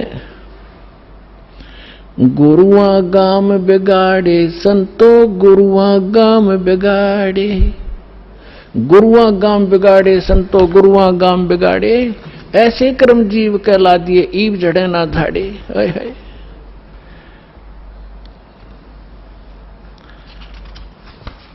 अब परमात्मा रह रहकर अपने उस ज्ञान के माध्यम से हमें बताना चाहते हैं कि गुरुआ गाम बिगाड़े संतो, इन गुरुआ गाम बिगाड़े, इन नकली गुरुओं ने जगह जगह गुरु बने बैठे, और ऐसे कर्म जीव कहला दिए, बहुत झड़े ना झाड़े। अब कोई जो भी पूजा उन्हें चपका दी, उनका ये कर लो, श्राद्ध निकाल लो, फलाना कर लो। अब वो उनको छोड़ना नहीं चाहते, जबकि सारे शास्त्र विरुद्ध साधनाएं हैं। अब क्या बताते हैं, पाहन को परमेश्वर कहते, या नंदा बड़ी भारी, या को मोकू समझ पड़ी है पूजा दी अगारी, जो हड़का जल भर कहलाए, चरणामृत ठहराए, और जड़ के चरण धो के दिन ने फिर चेतन को फिर प्याए। अब क्या बता रहे हैं कि जैसे पहले हमने देखा हमारे गांव में एक शिव जी का मंदिर है, और कभी वहां चले जाते थे, कभी त्योहार होता था, शिव जी का मेला भरता था, तो क्या करते थे, उस जोड़ में तालाब में जिसमें भैंस भी माए मूतते हैं, उस सब नहाया करती, वह भी पेशाब करें, टट्टी करें, और उसमें से भर के लाते लोटा, और उसको फिर भगवान शिव जी के उस पर शिवलिंग पर डालते, और फिर आगे निकलता उसको लोटे में भर लेते। उसने चरणामृत बनाकर सारा नबाटा करता पुजारी। परमात्मा कहते हैं कि जो हड़का जल भर के लाए तालाब से, और चरणामृत ठहराए, और जड़ के चरण धो के प्याए, उस पत्थर की मूर्ति के चरण धो के प्याए, और जड़ के चरण धोकर दीने चेतन को फिर प्याए। चेतन को प्याओ जड़ की, जो पत्थर के चरणों का चरणामृत। फिर कहते हैं, कौवा मच्छा और मीन जल पिया, और बिष्टा की नामाई, गुरुआ कह तो गारा लग गया, जुग जुग छूटे नहीं। भरम विभूषण शब्द हमारा, कोई गावे कोई रोवे, और पांडे को तो परख नहीं, ये खिचड़ी मुंह में धोवे। है कहते हमारा जो ज्ञान है ये सब भ्रम का निवारण करने वाला है, इसको सुनो। और पांडे जो यानी जो आपके गुरुजी आपको दीक्षा साधना बता रहे हैं, ये तो ऐसा है जैसे कीचड़ से कपड़ा धो रहे हो तुम, दूनी गारा लगेगी, वो साफ नहीं हो सकता जो साधना आप करें। भैरव भूत मसाणी पूजें और दुर्गा देवी ध्यावें, उत्ती के तो तब ही बाजें जो बकरे आण कटावें। भेड़ पूछ को पंडित पकड़, ये बादो नदी बिहंगा, गरीबदास वो भवजल डूबे नहीं साध सत्संगा, कि जिनको संतों का संग नहीं मिला, सत्संग नहीं मिला, वो भवजल के अंदर ही डूब जाते हैं।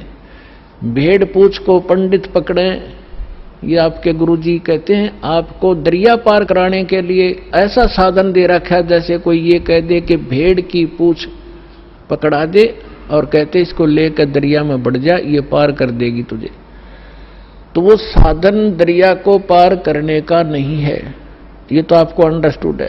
उसका कौन सा साधन है कि नौका हो ओके, लीक प्रूफ हो, वाटर प्रूफ हो, और उसने रखे और साथ में फिर चलाने वाला सही कार्य बिल्कुल परफेक्ट हो और उसमें बैठा फिर पार होगा। भेड़ पूछ के पकड़ने से दरिया पार नहीं हो सकती। इसी प्रकार जो साधनाएं आज तक आप कर रहे थे वो ऐसी साधना थी, मोक्ष कराने के लिए जैसा आप उद्देश्य ले रहे थे ऐसी थी जैसे भेड़ की पूछ पकड़कर दरिया पार करते, और वो भी भादो वाली दरिया।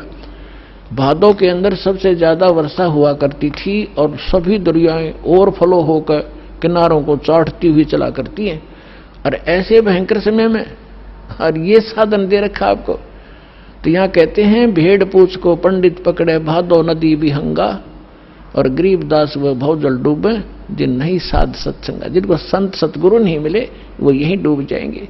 कबीर साहब कहते हैं, कबीर इस संसार को समझाऊं के बार, और ये पूछ पकड़ के भेड़ की ये उतरा चाहे पार। अब थोड़ी सी इन नकली गुरुओं की हिंदी करता हूं, उसके बाद आगे आज की कथा सुनाएंगे। अब परमात्मा क्या कहा करते, गरीबदास साहिब को भगवान मिले, सचखंड ले गए, फिर वापस छोड़ा, और परमात्मा ने पहले कहा था कि 12वां पंथ जब गरीबदास 12वें पंथ का जो संचालक होगा, प्रवर्तक, उसके माध्यम से मेरी वाणी पुनः प्रकट होगी, मेरा ज्ञान दूंगा। और बीच में जैसे 600 वर्ष पहले कबीर साहब जी ने धर्मदास जी को जो ज्ञान दिया था वो कबीर सागर में लिपिबद्ध हुआ। तो परमात्मा ने पता था कि बीच में काल के दूत इसमें कोई ना कोई गड़बड़ करेंगे। आप एक अनुराग सागर है, कबीर सागर का एक चैप्टर है, तो ये कबीर पंथी विशेषकर उस अनुराग सागर को ही घसीट रहे थे। और इस कबीर सागर के संशोधनकर्ता ने, यो युगलानंद बिहारी जी ने एक टिप्पणी कर रखी है इसमें कबीर सागर में, उसको संशोधित करते हुए कि मेरे पास अनुराग सागर की 45 कापियां हैं, कुछ हस्तलिखित कुछ प्रिंटेड।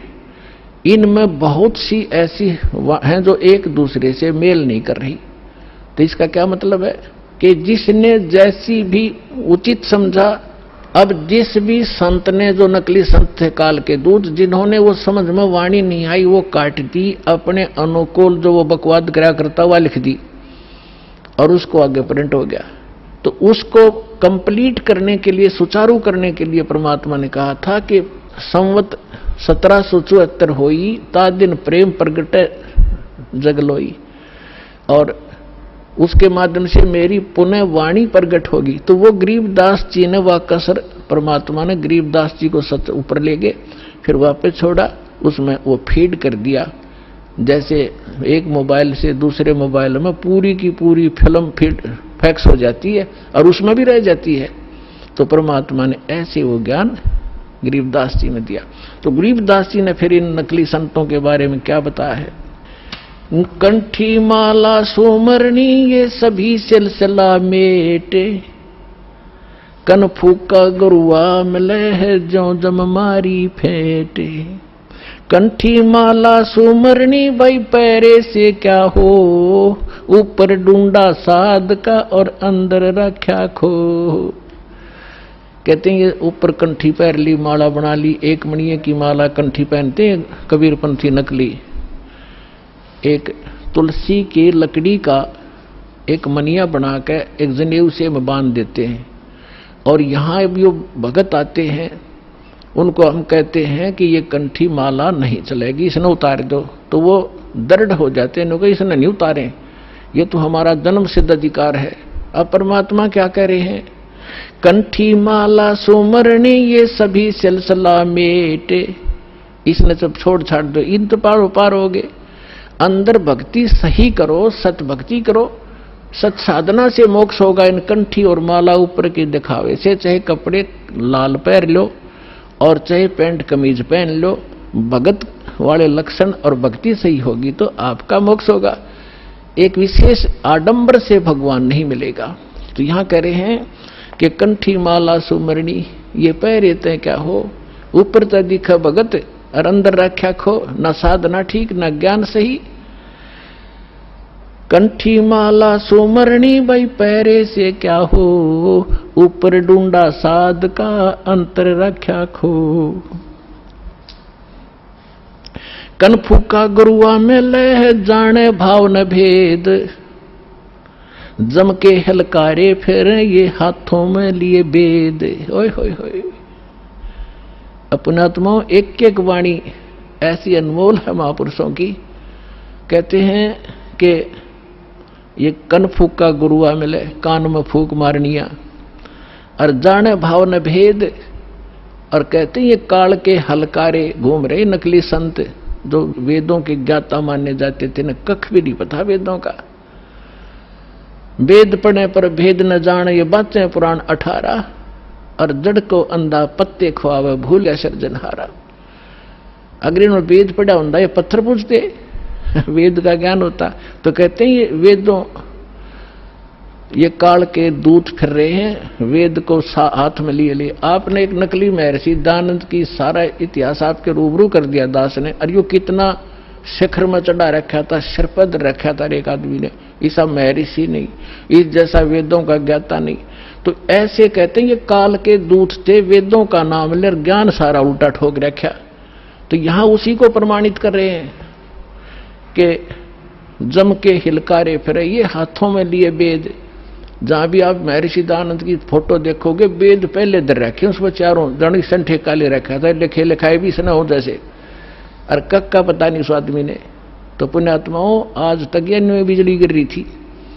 हम इनको महर्षि माने थे, ये थे कौन बालका जैसे ज्ञान के भी। इनका सत्यार्थ प्रकाश आपके दास ने आपके रूबरू किया, जिसको हम सर्वधार्य मान्या करते, और उसमें इतना डंगा बकवाद भर रखी जो एक आम आदमी भी ना लिखे ऐसी बात, तो मूर्ख भी जो उसने लिख रखी। कहते सूर्य पे ऐसे व्यक्ति रहते हैं जैसे यहाँ पर हैं, सारे बाग बगीचे हैं, सारे पदार्थ हैं। बता, वो एक इंसान भी था और मैं ऋषि की पदवी पाएगी। कहते हैं झूठे गुरु बहुत हैं ये अनगन कोट अनंत, सार नाम का भेद बतावे सो सतवादी संत। झूठा गुरु काल है ये फांसी दे अड़ाए, मारत है मैदान में वो छलबल बहुत बनाए। झूठा गुरु काल है ये गुरु का दया स्वरूप, या मैं मीन न मेख है जैसा संवल रूख है। एक एक वाणी का निष्कर्ष देखो पुण्यात्मन महापुरुष ये थे, वो महापुरुष भगवान से प्राप्त ज्ञान, यानी ये तत्व ज्ञान है। कहते हैं झूठा गुरु काल है और गुरु का दया स्वरूप, और या मैं मीन न मेख है जैसे संभल रूख। अब जैसे एक संभल का पेड़ होता है, संभल, और संभल के पेड़ पे ये तोता जो होता है, तोता ये वृक्षों को सिलेक्ट कर लेते हैं कि ये वृक्ष, देखते रहते हैं, ताक में रहते हैं कि ये पौधा उगा है, ये पेड़ बनेगा और फिर इसके फल खाऊंगा। तो उस जो ये संभल का पेड़ जब उगता है बहुत सुंदर पत्ते होते हैं, बड़ा हरा भरा होता है, और बड़ा हो जाता है तो इतने बढ़िया फल लगते हैं इसके डोडे, और ऐसा लगता है जैसे बहुत ही स्वादिष्ट पदार्थ होगा, लेकिन उसमें होती है रुई। अब वो तोता ये देखता है कि ये फल पक गया, 12 वर्ष इंतजार किया कि फल खाऊंगा, इस फल यहाँ ये पेड़ गणे हो गए वृक्ष इसके संभल के, और जब वो परिपक्व होते हैं जिस उद्देश्य से वो चोंच मारता है उसमें वो पदार्थ ना हो करके रुई उसके मुंह में फंस जाती है, उसने जान बचानी मुश्किल हो जाती है तोते ने। तो यहां परमात्मा कहते तुम जिनको गुरु मान रहे हो, उन पर आश्रित हुए बैठे हो, लास्ट में आपने ऐसे पश्चाताप करना पड़ेगा जैसे उस तोते ने उस संभल के वृक्ष को एक अच्छा फलदार स्वादिष्ट फलदार वृक्ष मान के उस पर आश्रित था, फिर सिर पटक कर रो रहा था।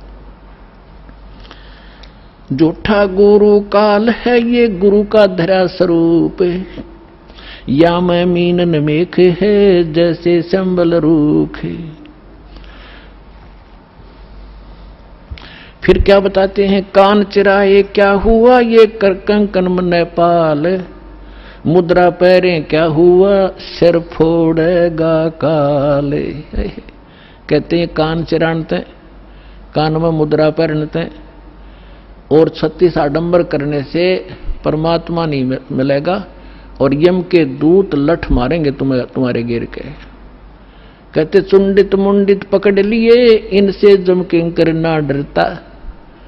ये चुंडित कति जटा बड़ा बड़ा को बड़े बड़े राखों ऋषि दिखाई दे, और कति गोटम गोट करा रखा साधुपना दिखाने के लिए। कहते इन यम के दूत ना डरते इन बकवादों से, वो तो सत मंत्र जो सच्चा नाम जिसके पास होगा उससे भयभीत होते हैं।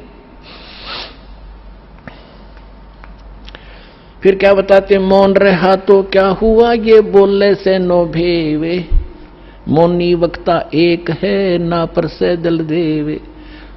अब जैसे एक नकली था, आडंबर करे बिना इनका काम चला नहीं, दुनिया आकर्षित नहीं हो। एक ने कहा कि मौन धारण कर रखा उसने। एक कबीर पंथी घीसा पंथी संत था, और दास को पहले नाम देने का आदेश नहीं था जब तक 1988 से 1994 तक। तो दास इनको संत मान के इनसे परमात्मा ने इनकी तलाशी दिवानी थी मेरे तक, उससे मिलता था, चर्चा होती थी। एक दिन मैं गया तो क्या पता चला कि महाराज जी तो मौन व्रत रखा है 41 दिन का। मैं चलो भाई ठीक है, मैं बैठ गया तो वो निकला गुफा से बाहर। तो उसने क्या किया, एक स्लेट ले रखी जो बच्चों की होती थी पहले, स्लेट पत्थर की, और एक चौक ले रखा, उस पर लिखा कि भगत जी को चाय पिलाओ। स्लेट पे लिख दिया, तो वो चाय ले आए। फिर लिखा कब आए, वो बोला जी अभी आया हूं। अच्छा, अब वो स्लेट पे लिखे और फिर उनको पानी पिलाओ। अब यहां वो परमात्मा कहते हैं कि मौन रहा तो क्या हुआ जो बोले सैनो भेव, इशारों से बात कर रहा, मन तो डिस्टर्ब हो लिया। बताओ उस मौन रहने से क्या लाभ हुआ तुझे। और मौनी वक्ता एक है ना पर सैदल देव, परमात्मा के पाने के लिए ये आडंबर केवल बकवाद मात्र है आपकी, इनसे ये भगवान नहीं मिले। और ये भोली आत्मा इन्हीं से प्रसन्न होते हैं। बाबा जी भाई 41 दिन में, और फिर 41वें दिन उसने वो व्रत खोलना था, समागम हो गया, हजारों आदमी इकट्ठे हो गए, लाखों रुपये उसने मिल गए, हो गया उसका काम पूरा। वो भी पार और चेले भी पार। दोनों गधे बनेंगे इकट्ठे। कहते सन्यासी 10 नाम है ये शिव का धर है ध्यान, शिव के ऊपर और है ताको कर प्रणाम। ये सन्यासी 10 नामी सन्यासी कहलाते हैं, भगवान शिव को इष्ट मानते। कहते हैं शिव के ऊपर और परम शक्ति है, उसका ध्यान धरो जब तुम्हारा कल्याण होगा।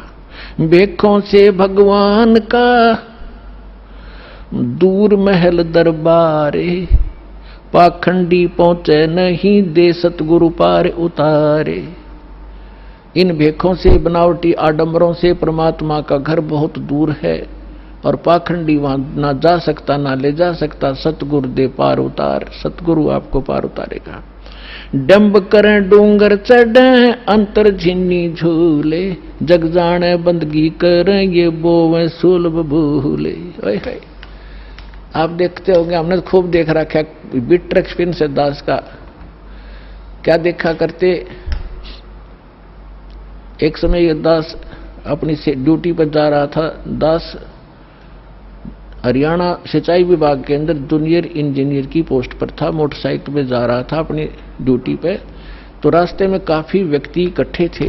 एक ऊंचा सा स्थान था गांव में बाहर, और उस जंगल था वहां पर। वहां क्या देखा, एक बाबा जी बैठा, और दूर से दिखे 10-20 भगत बैठे। मैं भी चला गया उधर जाकर देखने के लिए। जब तक ये दास को ये ज्ञान नहीं था साधु संत की ऐसे अट्रैक्शन होती थी, तो वहां बैठे काफी लोग बैठे, दूना ला रखा, इन्होंने सुल्फे पीवे, भर भर चलम वो भी पीवे, और जावन 10 रुपये चढ़ा दें। और तो अब वो ऊंचे पे न्यू बैठे सब न दिखूं ताकि मेरे पुजारी आ जाए। तो क्या है, तो यहां क्या कहते हैं, डंब करें, पाखंड करें और डूंगर चढ़े, यानी ऊपर ऊंचे स्थान पर टिल्ले पर जाकर बैठेंगे और अंदर कोरी बकवाद, अंतर झिन्नी झूल और जग जाने यो बंदगी करे। आम जनसाधारण तो ये समझता है कि वो भक्ति कर रहा होगा, तो परमात्मा कहते हैं ये बो है सूल बबूल, ये तो अपने भविष्य में किकर के कांटे बोन लाग रहा है, कर्म फोड़ रहा है अपने। डंब करे डूंगर चढ़े ये अंतर झिन्नी झूल, जग जाने बंदगी करे ये बो है सूल बबूल। फिर कहते हैं माला मुक्ति न होते है, मुक्ति होत है नाम। इन माला से मुक्ति नहीं होगी, इस नाम से मोक्ष होगा। चाहे माला तो जप ले, चाहे बिना माला तो जप ले, केवल ये माला पैर के आडंबर करने ते बात नहीं बनेगी। अपने आत्माओं जैसे दास आज जो सत्संग एंड करेगा, उसी के कारण ये आगे चल के बात बिगड़ जाती है। जैसे थोड़ा सा उदाहरण देता हूं, ये माला गल में पहनने की परंपरा कैसे चली। जब भक्ति किसी भी युग में कभी प्रारंभ हुई थी, परमात्मा आते हैं, थोड़ी बहुत भक्ति वो स्टार्ट कर जाते हैं, चाहे प्रथम मंत्र की ही थी, तो उस माला से जाप किया करते थे। तो पहले क्या करते थे, जेब कपड़े वस्त्र इसे होते नहीं थे, माला से जाप किया और माला को आदर के साथ गले में डाल लिया करते। वो लोग दिखावा नहीं था, वो सिर्फ अपना सुरक्षित स्थान और आदरणीय स्थान सीने से लटकी रहती थी, और जब उसकी आवश्यकता पड़ती उसको जब जाप कर लिया करते थे। तो जिसके गले में माला होती वो जाप करते थे, तो बगैर मर्यादा के उन मंत्र करने वालों से अगर किसी को दुआ निकल गई वो सफल होगी। तो गृहस्थी आदमी ने को किसी ने आशीर्वाद दे दिया, उस माला वाले ने, जाप करनी ने, तो उसको लाभ हो गया, तो उनकी पूजा शुरू होगी, अपने घर घर बुलाने लगे। जब यह थोड़ी सी भक्ति डाउन होने लगती है, तो फिर ये पहचान मान ली कि जो गल में माला डाल रहा है ये भगत है और इसकी पूजा सेवा करने से बहुत लाभ हो जाए। तो हम दो भागों में बट गए। तो जो माला डालने दिखता उसको हम भगत और संत मान लेते, उसकी सेवा करते, चरण धोते और उससे थोड़ा बहुत लाभ उसको मिल जाता। अब कैसे, वो तो ऐसा था जैसे एक किसी ने अपने टायर में हवा भर रखी है और उसमें से लाकर दूसरी ट्यूबर दूसरे के टायर में डालता रहे, तो थोड़ी बहुत आ जाएगी, उसका भी काम ना चले पूरा और उसकी खत्म हो जाएगी। तो ऐसे बात बिगड़ती चली गई। तो ऐसे हम इन नकलियों को जो गल में माला डाला करते, प्रारंभ में तो ये भगत थे, फिर मर्यादाहीन होने से अपनी संग्रहित कमाई को यहीं डिस्ट्रॉय कर जाया करते थे और दोनों यहीं के यहीं रह जाते थे। तो इस प्रकार ये माला का वो प्रचलन चला था। तो फिर लोगों ने जब नो देखा कि माला जिसने डाल रखी है उसको भगत मानते हैं, फिर पाखंडी ने दो दो डालनी शुरू कर दी। तो क्या कहा करता, को पूछता भाई दो क्यों डाल रखी है भगत जी के, दोनों हाथों जप्या करूं मैं।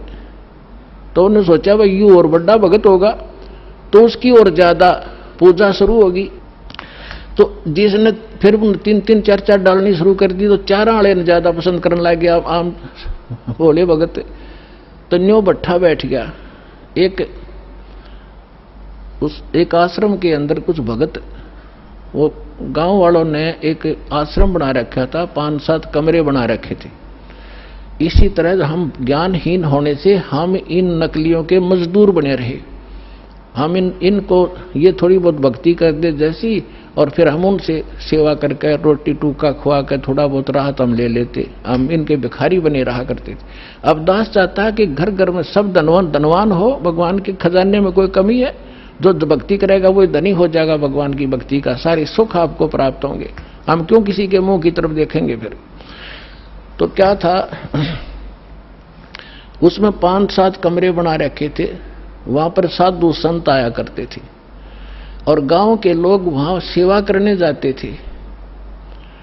तो वो क्या किसकी सेवा करा करते, जो ज्यादा भजन करता दिखे उन्होंने क्या पहचान कर रखी थी कि ज्यादा भजन कौन करता है? जो सबसे पहले उठ कर स्नान करके और अपने भजन पर बैठ जाता है। तो भगत वहां जो रहते थे सेवादार का, तो गांव वाले उनसे पूछा करते थे कि आज पहले कौन सा उठा था, कि आज जो उनके लंगोट सूखा करते बाहर, एक एक कॉपिन रखते थे, वो धो के सुखा के और अपने भजन पर बैठ जाते थे। तो जो सबसे पहले बता देते थे कि ये उठा था सबसे पहले, ये इसी का लंगोट सूख रहा, तो उसी की पूजा ज्यादा लोग करने लगे।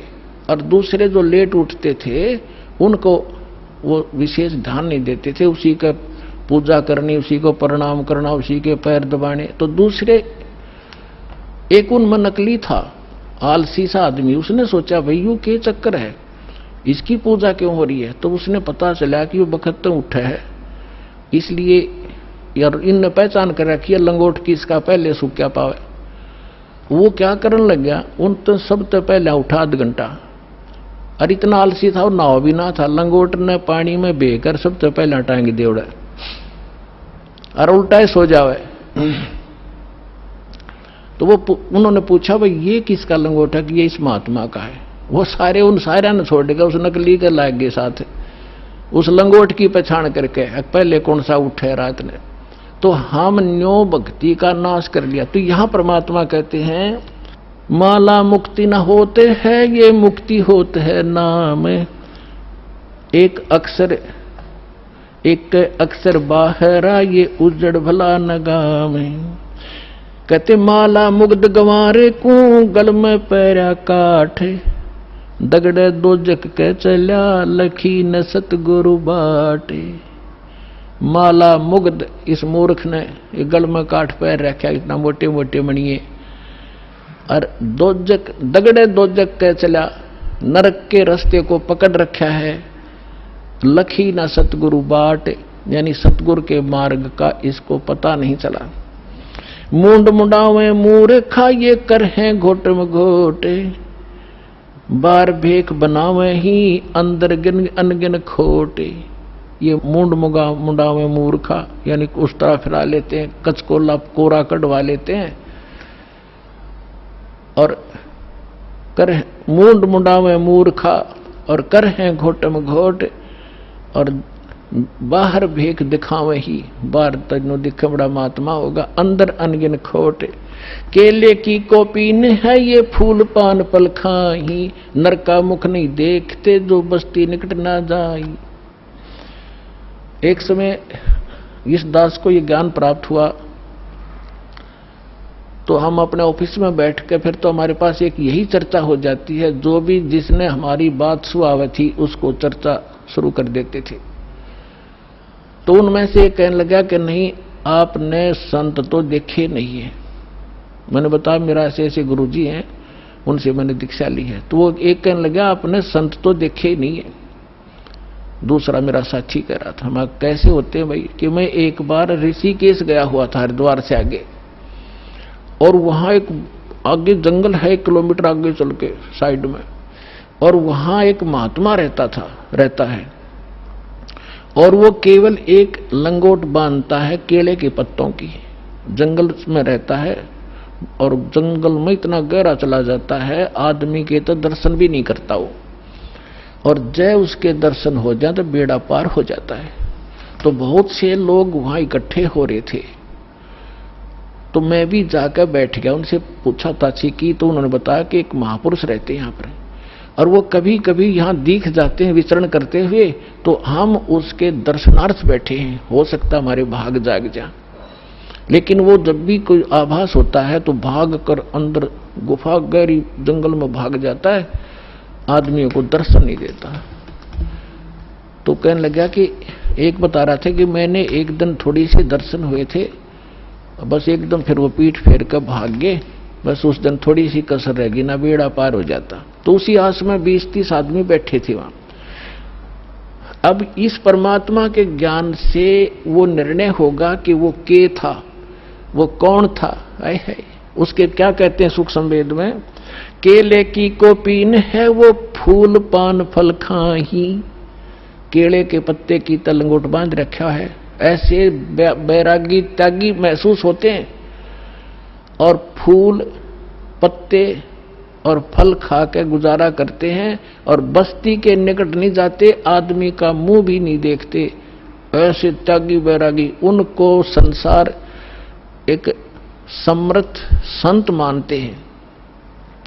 अब उसका पैमाना दिया है सुख संवेद में। केले की कोपीन है जो फूल पान फल खाही, नर का मुख नहीं देखते जो बस्ती निकट नहीं जाही। वो क्या है? वो जंगल के रोज है जो मनुष्यों बिद के जाही, निस्दिन फिरो उजाड़ में न्यो परमात्मा पावे नाही। कैसा पैमाना दे दिया? वो जंगल के नील गाय हैं, रोज हैं, जो आदमियां देख कर भाग जाओ, फदड़ फदड़ कर पता नहीं कहां जाकर डटे। ये जंगल के रोज है, जब नाम से मोक्ष होगा, इन बकवादों से होगा। इस जंगल में पशु सारे नंगे फिरे और भाग जाते हैं, मर्ग भी भाग जाते हैं आदमी से डर के। फिर इसका समाधान बताते हैं। डेरे डंडे खुश रहो, ये खुसरे लेना मोक्षे। दरु प्रहलाद पार उतर गए, फिर डेरे में क्या दोष। परमात्मा देखो, और तो उदाहरण उनके पास था नहीं जब ये ज्ञान मालिक दिया करते थे। हम धरु और प्रहलाद को मुक्त मानते हैं। मानते हो कहां जी? तो जब धरु और प्रहलाद तुम कहते हो पार हो गए, उनके इतिहास देखो पढ़ के। प्रहलाद जी 10 वर्ष के थे जब नरसिंह जी आए, उनको मिले, यानी परमात्मा प्राप्ति हुई। भक्ति वो पहले से ही कर रहे थे, और फिर उन्होंने शादी करवाई। और जो राजा बलि था, जिसने वो 100 अश्वमेध यज्ञ करी थी इंद्र की गद्दी प्राप्त करने के लिए, और जिसके लिए भगवान आए थे 52 रूप बना के, तो वो प्रहलाद का पोता था, बैलोचन का लड़का था। तो उनने ब्याह करवाया, बालक हुए और वो पार हो गए। और ध्रुव का भाई था उत्तम, उसकी मृत्यु हो गई थी। फिर ध्रुव ने ब्याह करवाया, और उत्तम वाली पत्नी भी उसके साथ रखी उसने, तो वो भी पार हो गया। तो कहने का भाव ये नहीं है कि तुम जो बकवाद करते हो कि ब्रह्मचारी जंगल में गए वह पार होंगे। नहीं, अगर ब्रह्मचारी पार हो तो ये इजड़े तो सब तो पहला पार हो जाए, उनका तो 5-6 नंबर आवे। लेकिन मोक्ष होगा भक्ति से, चाहे ब्रह्मचारी हो कर लो, और चाहे ये खुसरे कर लो, और चाहे गृहस्थी कर लो। दुराचार बुरा बताया, ये तो वैसे अच्छा नहीं, वैसे भी बेहुदी बातें हैं। तो कहने का भाव है भक्तों के तो वैसे सतर के काम नहीं है। तो इस प्रकार क्या कहते हैं? डेरे डांडे खुश रहो, डेरे डांडे खुश रहो, खुसरे लेना मोक्ष। और द्रुपरलाद भी पार हो गए। फिर गृहस्थी में के दोष? अपने आत्माओं ये 9 काम बिगाड़े हैं। एक बार गरीबदास साहिब जी जब परमात्मा से परिचित हो चुके थे और अपना ज्ञान प्रचार भी करते थे, कोई उसके उनके पास आ जाता था तो ज्ञान भी देते थे, दीक्षा देते थे, केवल सिंपल सी, ये मूल ज्ञान नहीं देते थे। फिर भी उनसे बहुत राहत मिलती थी, वो समर्थ थे, आशीर्वाद से भी लाभ देते थे, संसारिक सुख दिया करते। तो उन एक आपको बताता हूं इनकी कैसी दुर्गति होती है। जग जाने यो बंदगी कराइए बोवें सूल बबूल। एक बेरी गांव है रोहतक जिले में, अब वो जन्म हो गया। तो वहां का उस गांव का एक व्यक्ति था हरलाल नाम का, और वो धार्मिक व्यक्ति था घना। उसने एक साधु रख लिया अपने घर पे कि महाराज आप यहां रहो। उसके लिए एक चौबारा बनवा दिया ऊपर, आप यहां रहो, हमने सेवा मिल जाएगी, हमारे कर्म बन जाएंगे, आपकी भक्ति बन जाएगी। आपने भक्ति करनी है, आप बाल ब्रह्मचारी हो, घर छोड़ रखा, कहाँ भाई, ठीक है, होगी सेटलमेंट। उसका ऊपर चौबारा बना दिया, एकांत में उसको बढ़िया भोजन दे सुबह शाम, और वो अपना भजन करे, जैसा भी वो सोच रहे थे भजन करे। और वो भजन उसके पास भक्ति थी नहीं हुआ। तो क्या हुआ कि वो क्या करता था, बढ़िया माल खावे और आप खावर सो जावे, या जिसी भक्ति थी अटपट की वो साधना करे थोड़ी बहुत देर, वो भक्ति मोक्षदायक थी नहीं। तो क्या हुआ, कुछ दिनों के बाद उस संत की मृत्यु होगी, अंतिम संस्कार कर दिया। तो पहले क्या करते थे कि गांव के जो किसान लोग थे बैलगाड़ी रखा करते थे, और ट्रांसपोर्ट का जो काम होता था आजकल ट्रकों से होता है, पहले बैलगाड़ियों से करा करते थे। तो बेरी से और इधर नजफगढ़ साइड में जाया करते थे, वो अपनी उस मंडी से सामान लाते थे, जैसे वहां से गुड़ ले आए, बूरा ले आए, इधर से बाजरा ज्वार ले जाते थे भर के, ऐसे वो ट्रांसपोर्ट करते थे। एक दिन गरीबदास साहिब जी उसी रास्ते पर, जो रास्ता गांव छुड़ानी से होकर बेरी से और आगे जाता था नजफगढ़ साइड में, तो वहां कुआं था एक, उस कुएं पर बैठ कर गरीबदास जी स्नान कर रहे थे। सुबह सुबह गर्मियों का मौसम था, 5 बजे उधर से वो हरलाल गाड़ी लिए आ रहा था, और उसने जो बैल एक जोड़ रखा था, वो बैल था गोरे कलर का, लाल रंग का, और वो किया उसने, वो बैठ गया, वो बैठता था ऐसे, और वो हरलाल उतर कर फिर उसका लठ मारता, उसने फिर जबरदस्ती ठाता, फिर वो आधा किलोमीटर ठीक चलता और फिर बैठ जाता। तो वो कुदरती वहां बैठ गया आकर जहां गरीबदास जी नहा रहे थे, स्नान कर रहे थे। तो गरीबदास जी न्यों के न्यों उठ के धोती बांध रखी थी नहाते नहाते, और वहां गए उस बैल के पास जो बैठ गया था, एक बैल खड़ा था, गाड़ी रुक गई थी। तो उन्होंने उसके कान में कोई बात कही, वो एकदम खड़ा हो गया, वो बैल खड़ा हो गया। तो किसान ने तो यह बड़ी बात थी, बैल ठीक चलने लग गया, और वो वहां से लेकर बेरी लगभग 10-15 किलोमीटर पड़े हैं छुटानी तक, बेरी तक वो बैठा नहीं। उधर से राम रमी हुई, महाराज कौन हो आप? भाई गरीबदास नाम है मेरा, और यू क्या हो गया? कुछ ना, बस आगे इसका समझ में। जब तो वो चला गया, फिर उसने जाकर देखा, उसका जब न्योना जची कि खड़ा हो गया, जाते फिर बैठेगा थोड़ी दूरी पे, वो ना बैठा। तो फिर उसने पता करा, भाई वो बैल ही इतना, इस दूसरे तो भी आगे चल रहा है, तो इतना तेज चल रहा है, क्या चक्कर है? उसने क्या कर दिया इसके कान में? तो वो वापस आया, जब उस गांव में रुक गया और पूछा वह गरीबदास कौन है?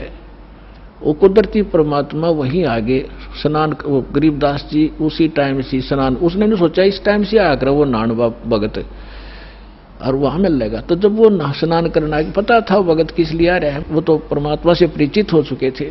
तो जब उसने देखा कि वो आदमी है जो उस दिन बैल के कान में कुछ इसने फूक फाक मारी थी, प्रणाम किया और पूछा, भगत जी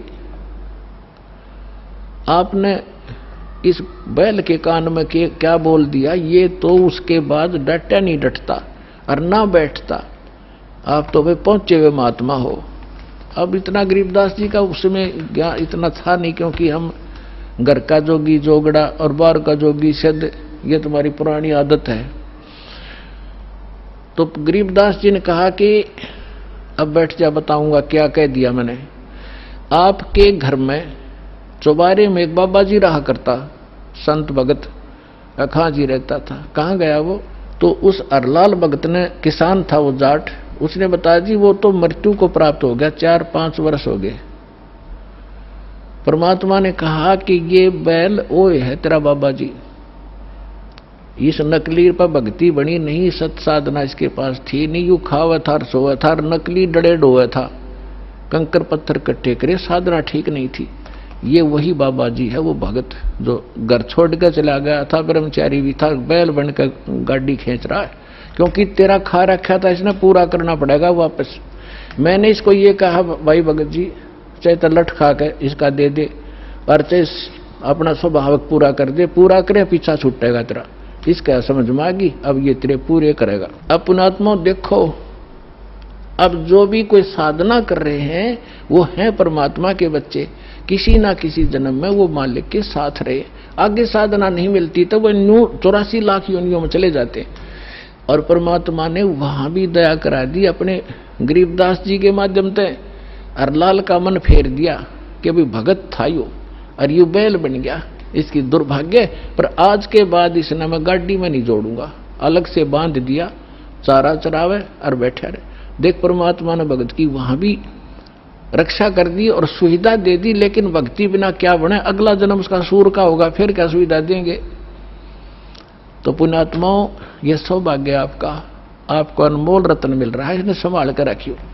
अब जो प्रसंग चल रहा था, दास आपको बता रहा था कि अब आपको वो अनमोल वस्तु मिल गई है जो आज तक किसी को प्राप्त नहीं हुई। आपका भक्ति धन थोड़ी ही साधना से अत्यधिक बन रहा, संग्रहित हो रहा है, और इसी भक्ति धन से आपको यहाँ की भौतिक सुविधाएं भी प्रयोग करनी है और आगे चलने के लिए भी इसको सुरक्षित रखना है, इसको बांटना नहीं।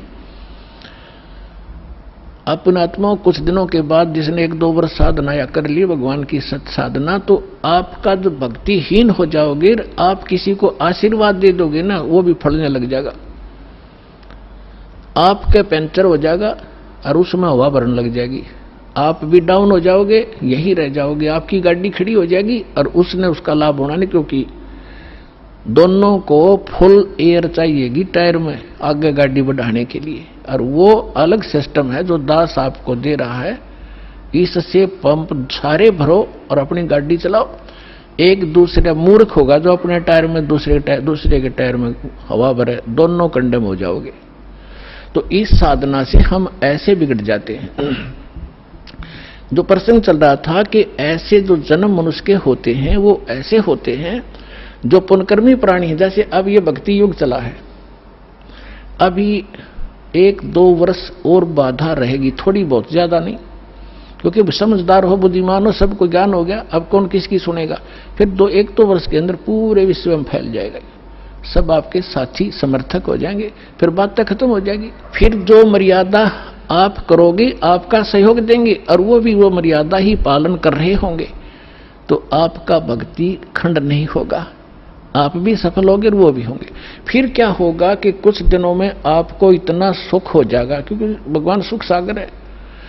तो ये सावधानी बरतना कि इस सुख में परमात्मा से दूर ना होना, क्योंकि ये सुख मालिक से दूर करता है, और उसको होगा जिसका नाम खंडित हो जाएगा। या सांसारिक सुख, जैसे किसी व्यक्ति का नाम खंडित हो गया या किसी कारण से उसने नाम त्याग दिया, 2-3 वर्ष साधना करके वो चला गया, अब उसको फिर भी सुख हो रहे हैं और वो भक्ति भी दूसरी करने लग गया, या भी छोड़ दी है, या यही मंत्र कर रहा है, उसने आना बंद कर दिया है, तो वो कनेक्शन तो कट गया।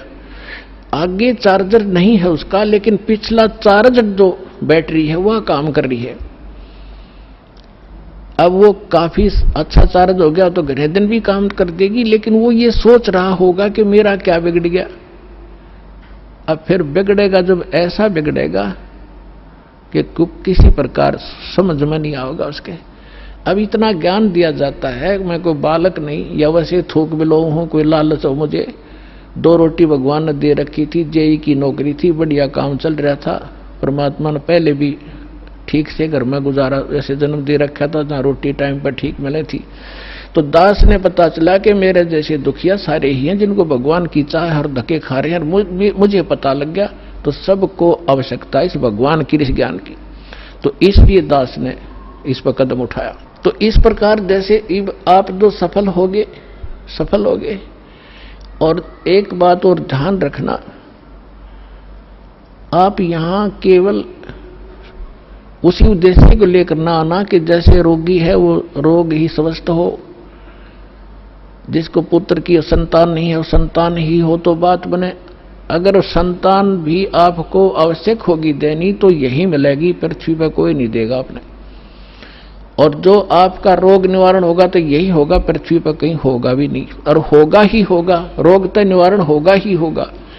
बाकी संतान भी परमात्मा अगर चाहेगा तो सब कुछ कर सकता है। उसका एक लंबा इतिहास है, फिर बताऊंगा, ऐसी बात नहीं। यहाँ हजारों ऐसे प्रमाण हैं जिनके 10-10 वर्ष, 12-12 वर्ष और 15-15, 20-20 वर्ष ब्याह न हो गए थे और बच्चा नहीं था। सारे सब आजकल तो सारे जो है ना ये भौतिक और सारे ट्रीटमेंट हैं, ये भी करवा के छक लिए थे मालिक ने, उनको भी संतान दे दी। ये तो कोई बड़ी बात नहीं है, लेकिन हमारा आपका मूल उद्देश्य मोक्ष हो। और आपको पार करने के लिए परमात्मा जैसे भी आपको रखे वैसे ही रहो। जैसे डॉक्टर के यहाँ मरीज होता है और उसको थोड़ा बहुत कष्ट भी बन रहा है, वो जैसे भी कोई ट्रीटमेंट करे, इंजेक्शन लगाओ जब भी थोड़ा बहुत दर्द तो होएगा। अब उस इंजेक्शन ना लगने दे, फिर वो ट्रीटमेंट क्या करेगा डॉक्टर। तो थोड़ी बहुत संकट, थोड़ा बहुत कष्ट आपको महसूस भी हो, वो गॉड गिवन समझना। किस लिए परमात्मा हमें उदाहरण देते हैं अपने ऊपर ही।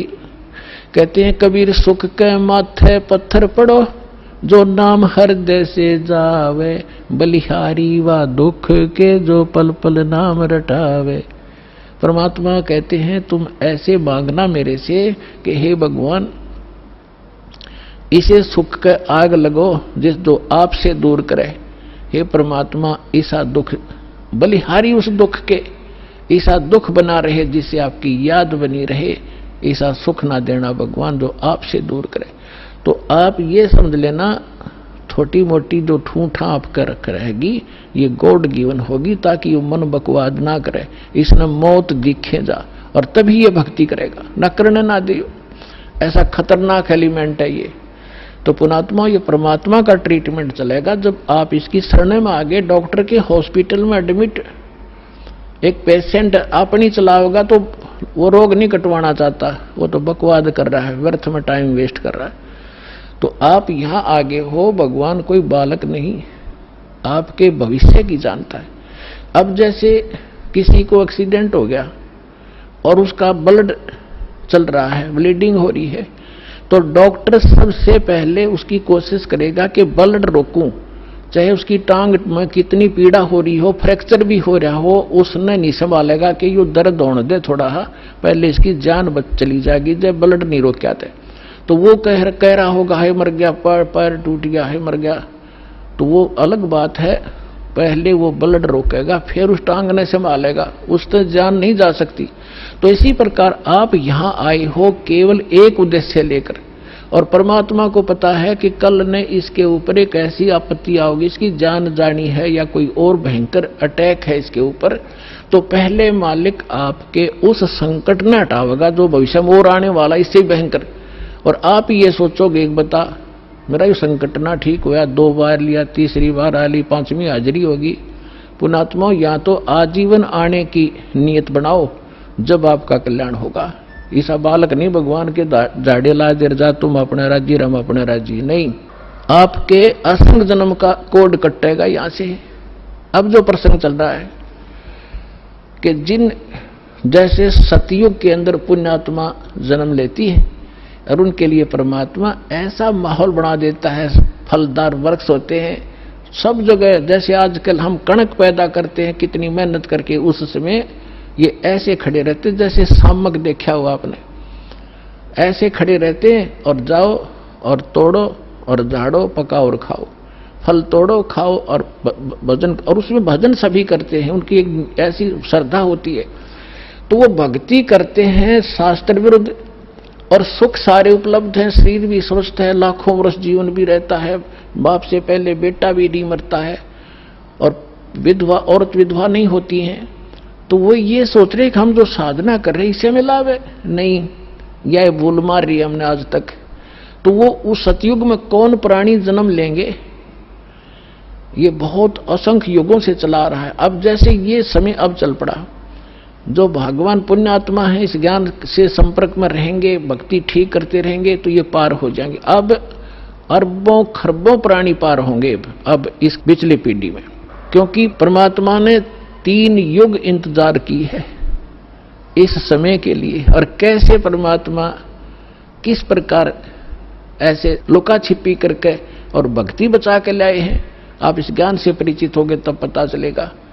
कहीं भी जैसे आप सोचा करते श्री कृष्ण ने साड़ी बढ़ा दी द्रौपदी की, श्री कृष्ण नर के बस का ना था कुछ भी। परमात्मा की श्रद्धा बनाए रखने के लिए परमात्मा कहते मैं ही 100 छल छिद्र करता हूं, वही उसी संत का रूप बनाकर चले जाते हैं जो जिस गुरु पर आश्रित है, और उसका काम कर देते। भगत में आस्था बनी रहती है, और वो ने सोचा मेरे गुरु से या इस साधना से ठीक हो गया, होता उसके पूर्व जन्म के संस्कारों से। तो परमात्मा ने इस भक्ति को बचा के जीवित रखना था, इसलिए आपको यहां तक लाए हैं। तो अब जो पार होंगे वो तो होंगे ही होंगे। मालिक का वचन है, सकल सृष्टि प्रवानिक होई, पूरा विश्व और नाम लेगा, मोक्ष होगा। फिर क्या होगा कि लास्ट में फिर ये तो स्वभाव है इस गंदे लोक का, एक फिर धीरे धीरे चाहकर परंपरा बिगड़ना शुरू हो जाती है। तो उस समय लास्ट में जो भक्ति यही कर रहे होंगे, लेकिन वो पार नहीं हो पाएंगे, उनकी संख्या भी थोड़ी नहीं होगी, बहुत लाखों और करोड़ों में होंगे जो पार नहीं हो सकेंगे, लेकिन भक्ति संग्रहित हो जाएगी उनकी जबरदस्त। तो वो फिर क्या करेंगे, काल के हाथ चढ़ेंगे। उन्हीं में से ब्रह्मा विष्णु महेश ये देव और ये सब बनाए जाएंगे, गणेश और ये जो जितने भी देवता हैं, इंद्र, कुबेर, वरुण, धर्मराज, ये 33 करोड़ देवता इन्हीं में से सिलेक्टेड होते हैं। और फिर इनको ऊपर रखेगा, ऊपर के लोकों में इनकी पुण्य इनके साथ होंगे। फिर वहां इसका टैक्स है, अपना टैक्स अलग लेगा और अपना वह माल बेचेगा वो न्यारा। तो इनके पुण्य समाप्त जब हो जाएंगे, फिर ये दोबारा सतयुग में जन्म लेंगे। वो पिछले वाले जो ऊपर लुटन लग रहे हैं वो इस सतयुग में आएंगे, और अब वाले फिर काफी वर्षों के बाद वो आएंगे फिर सतयुग में। अब सतयुग में होंगे ये भक्ति संग्रहित प्राणी जो अब करेंगे। शास्त्र अनुकूल साधना अब मिली इनको, आज तक शास्त्र अनुकूल साधना नहीं थी। 4 युग का हिसाब लगा के देख लो, जब किसी के पास आज तक ये शास्त्र अनुकूल साधना हो या भक्ति की हो किसी ने। तो भक्ति अभी शुरू होगी, तो इनमें से बचे हुए फिर उसी गेड़ में आगे सतयुग में जन्म हुआ, फिर वही त्रेता में, द्वापर में, और फिर कलयुग के इसी समय में फिर दाव लगेगा इस मोक्ष का। और ईब चूकिए तो फिर वही चक्कर, इंद्र हजारों वर्ष युगों तक आप वह इंद्र की पोस्ट पर रहोगे, हजारों वर्षों तक देवताओं के स्वर्गलोक में अपना माल खाओगे, बर्बाद करोगे पूंजी को।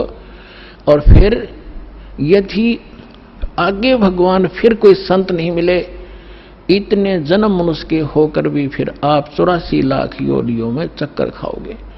तो ये आज का विषय था कि आज आपको वो दाव लगा है, इसको संभाल के रखना। आपको मानव शरीर प्राप्त हुआ है, आपको 600 वर्ष पहले परमात्मा आए थे, तब भी आप मालिक के शरणों में थे। 64 लाख शेष थे, ये 64 लाख तक पहले आएंगे। उसके बाद फिर परमात्मा ने ये अपना प्रचार फैला दिया है। जैसे आपको बताया गया है कि ये वाणी उसको भी, जैसे कागभूषण की कथा सुनाई थी, 6 महीने कथा सुनकर उसका थोड़ा सा असर हुआ कि नाम ले लूं, तो ये इतना प्रचार होगा इस वाणी का, आंधी सी उठेगी।